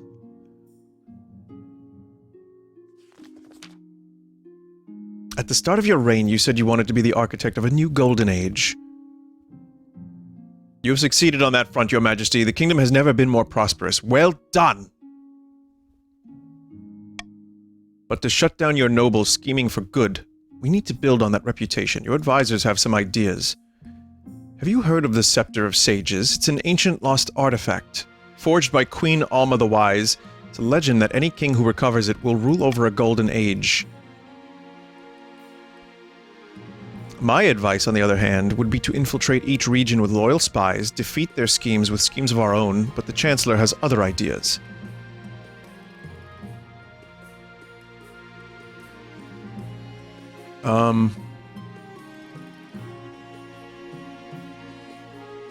We're gonna do trade and stability. A wise decision, Your Majesty. I'll begin recruiting spies. We'll send them across the kingdom in the guise of traveling bards. But this will require a fine touch. Your priority is to raise the kingdom's stability and overall trade as much as you can. And of course, there can't be open rebellion among nobles.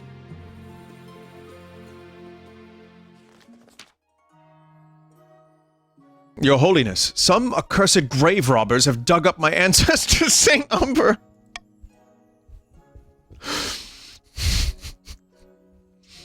They've boiled him down to his bones and are selling them as holy relics. The gullible peasants believe each bone brings good fortune and keeps away vermin. We must put a stop to it. That is wonderful.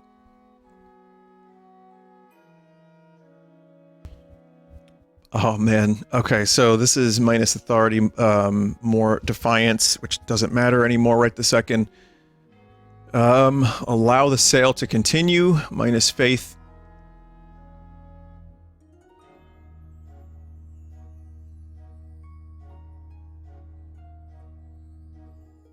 Buy the lucky bones for the palace, that's amazing. Alright, I say we send the Inquisition to track down the grave robbers.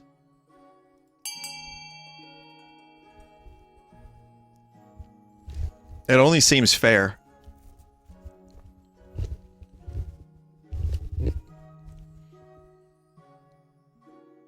And we've got an 80% chance to make it happen. Nice 4 votes for this one, by the way.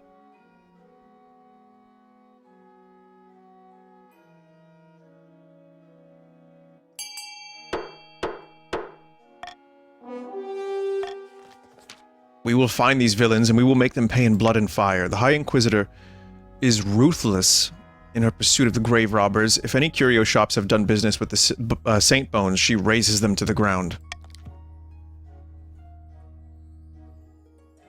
So I got some money for that. Faith is now zealous. Defiance is down back to loyal. It's too late for St. Umber, whose bones have been scattered among the most gullible and superstitious southerners. Well, hopefully that's over. Forever. Get fucked, Green. Your August Majesty, I'm as devout as anyone, but it's beyond ridiculous that for one day every week all the shops shut and no work gets done. I know, it's the 9th god's holy day, the day he rested after slaughtering the other gods like cattle, but must it interrupt trade? I'm leaving profit on the table. And Your Majesty, someone has reassembled St. Umber! I need to remind you that the coast is the economic powerhouse keeping the kingdom afloat. We should receive special dispensation.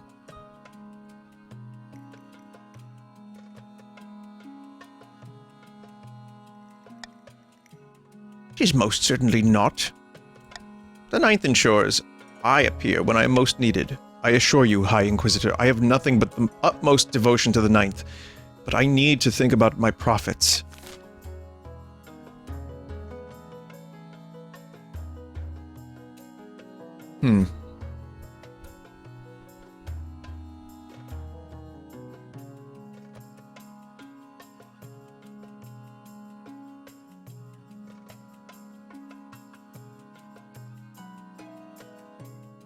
Trade is already maximum for green.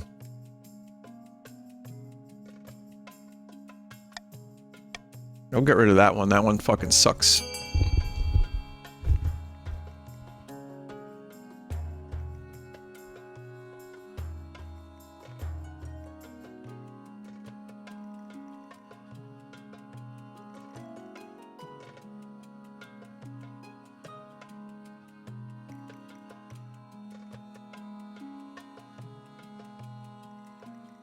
All right.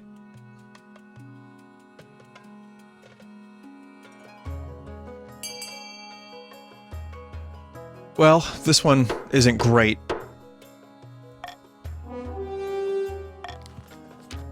Defiance is now insolent on the coast. Faith is now skeptical. Common folk find it hilarious, and the church donations triple overnight. Any rumors that the High Inquisitors were involved is totally unfounded.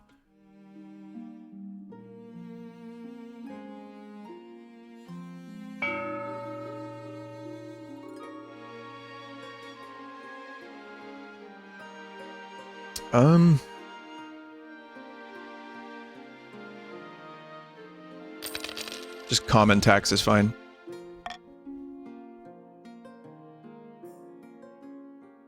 Ambition spy network. All goes according to plan, Your Majesty. Let me show you. Your spy master takes you through a secret passage in your own private office that you didn't even know was there. You emerge into a hidden chamber where a number of hooded figures are waiting. These are my agents, highly skilled men and women. They can blend into a crowd as effortlessly as they can slip a knife between the traitor's ribs. It's Littlefinger and, Varys.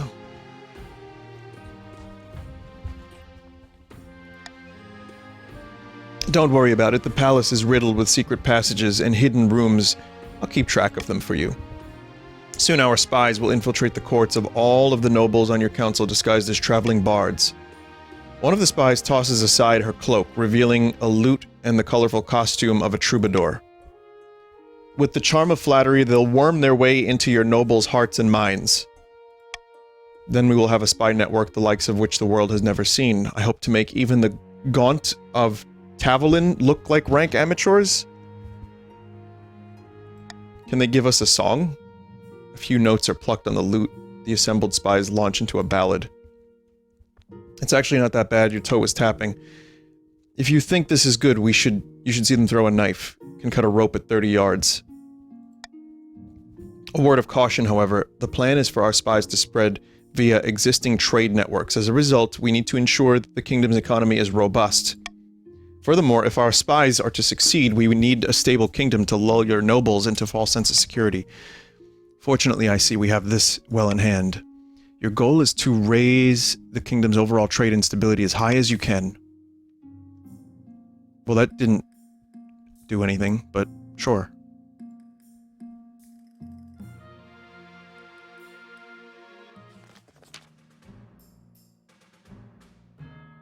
Your Majesty, it's our honor to invite you to Lord Hunt's next year. to the Lord's hunt next year. The hunt will be taking place in late spring, so keep your schedule clear. What is it? Only the most important event in the March's social calendar. All the barons embark... Wait, what's this guy's name? Baron, this stream is bad? 203?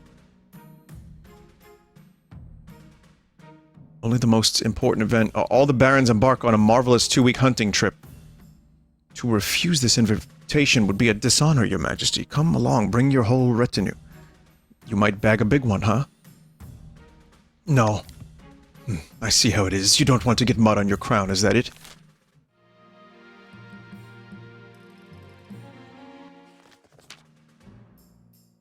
Ugh, the Marcher winter has been especially cruel this year, your highness. I can feel it in my bones still.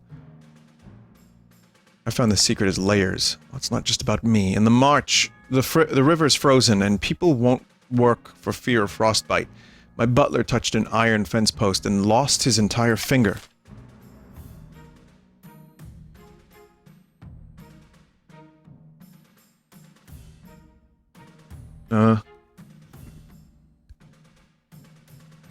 Well,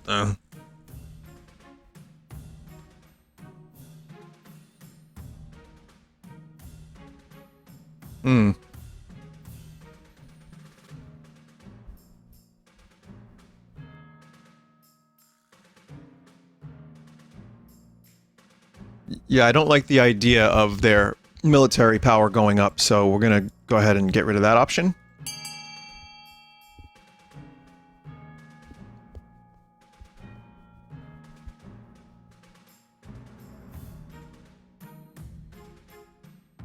Green loves the idea of my treasury being, drained. But I'll tell you what, if you vote D, your balls will be drained.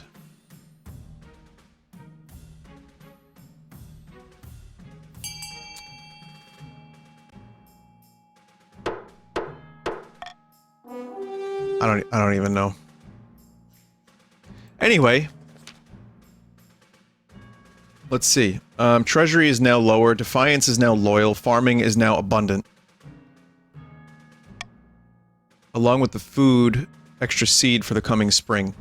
The Marcher farmland should be in better shape next year.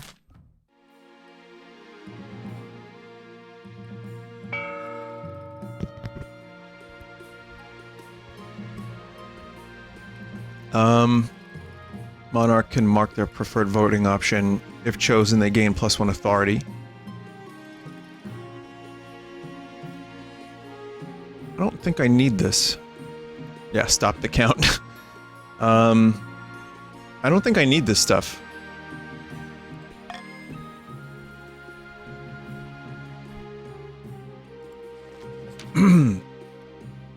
You're sifting through paperwork one morning when you look up to find the spy master standing before you. Between two fingertips, she clutches a tiny scroll, small as a cherry stem. This is a message from one of our agents in the field, your majesty. I sent her to Lord Patrician Davidi's villa disguised as a troubadour with a fiddle at the ready. Don't get too excited. This is only the first step. Let's see what she has to say. The spy master studies the scroll for a moment and the smile creeps across her face. She holds it over a candle flame and it vanishes in a puff of cinders.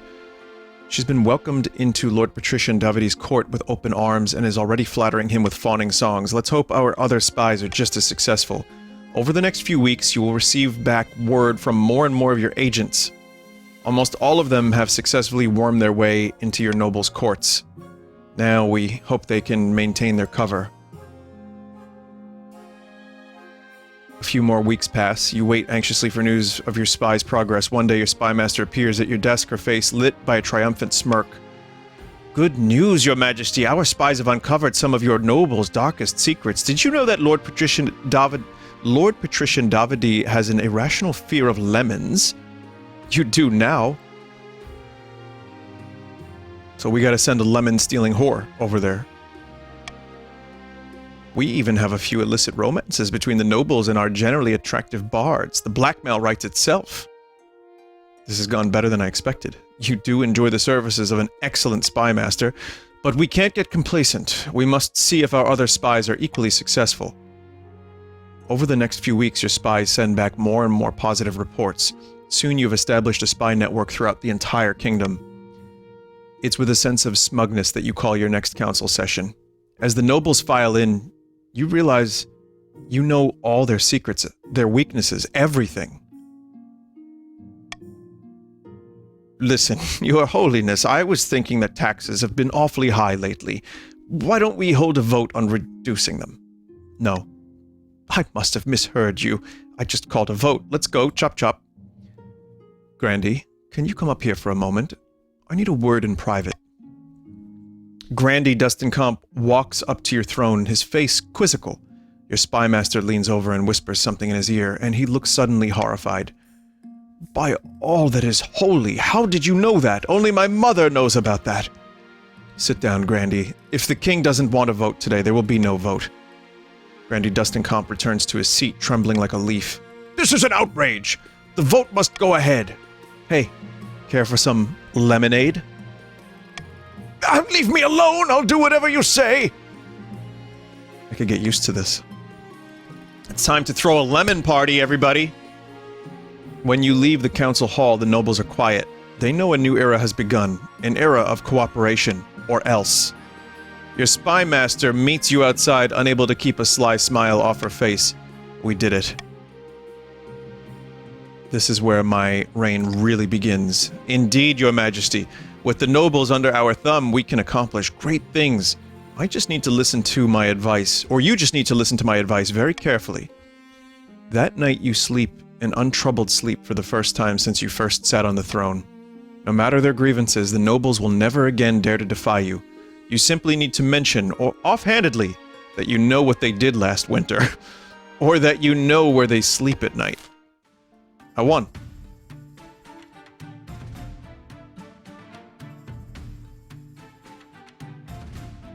First time playing and I won. So I guess it is possible. Mike will be upset. The Barons' revolutionary plans for their new model army were quietly shelved, but not forgotten. Those blueprints will surely come in useful someday. The patricians' attempt to buy the kingdom ended in failure. Bankruptcies were filed, marks were scratched in secret ledgers. The risk-reward calculus wasn't favorable, perhaps next time. The Grandies continued to throw accusations of witchcraft and heresy at their enemies. Everyone gradually learned to ignore them. King Vintel ruled from the shadows, getting his way in the council with blackmail and threats. The nobles were terrified, but the peasants considered it a golden age. After 15 years of unquestioned rule, King Vintel died peacefully in bed and his nobles let out a collective sigh of relief.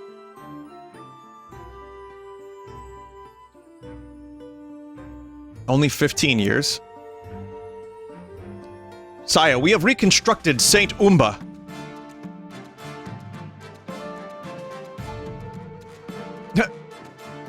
Wealthiest and poorest.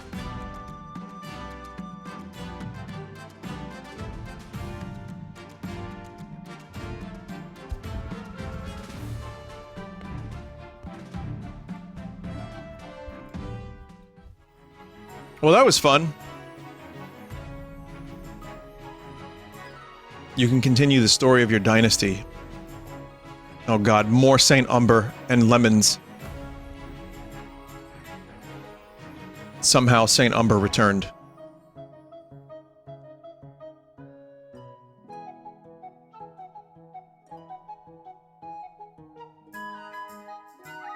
Well, what can I say? It's good. It's a lot of fun. It's a lot of reading. I get why people have recommended this, just purely on the streamer versus chat dynamic. Thank you for the help, by the way. Like, there were chat members that were overly helpful. I'm not gonna take credit, because I barely understood what was happening until halfway through the game. So chat definitely leaned into helping me. And of course, a lot of us, yes, traders, but a lot of us didn't even understand what we were doing. So, it was fun. It's a unique and interesting game that I think does this concept way better than I expected.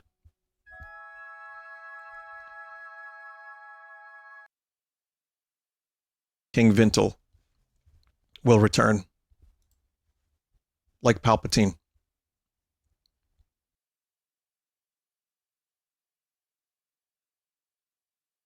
Vinny, as a well-weathered streamer with years of experience, how many times a week should I eat ass? Count on Luigi's fingers.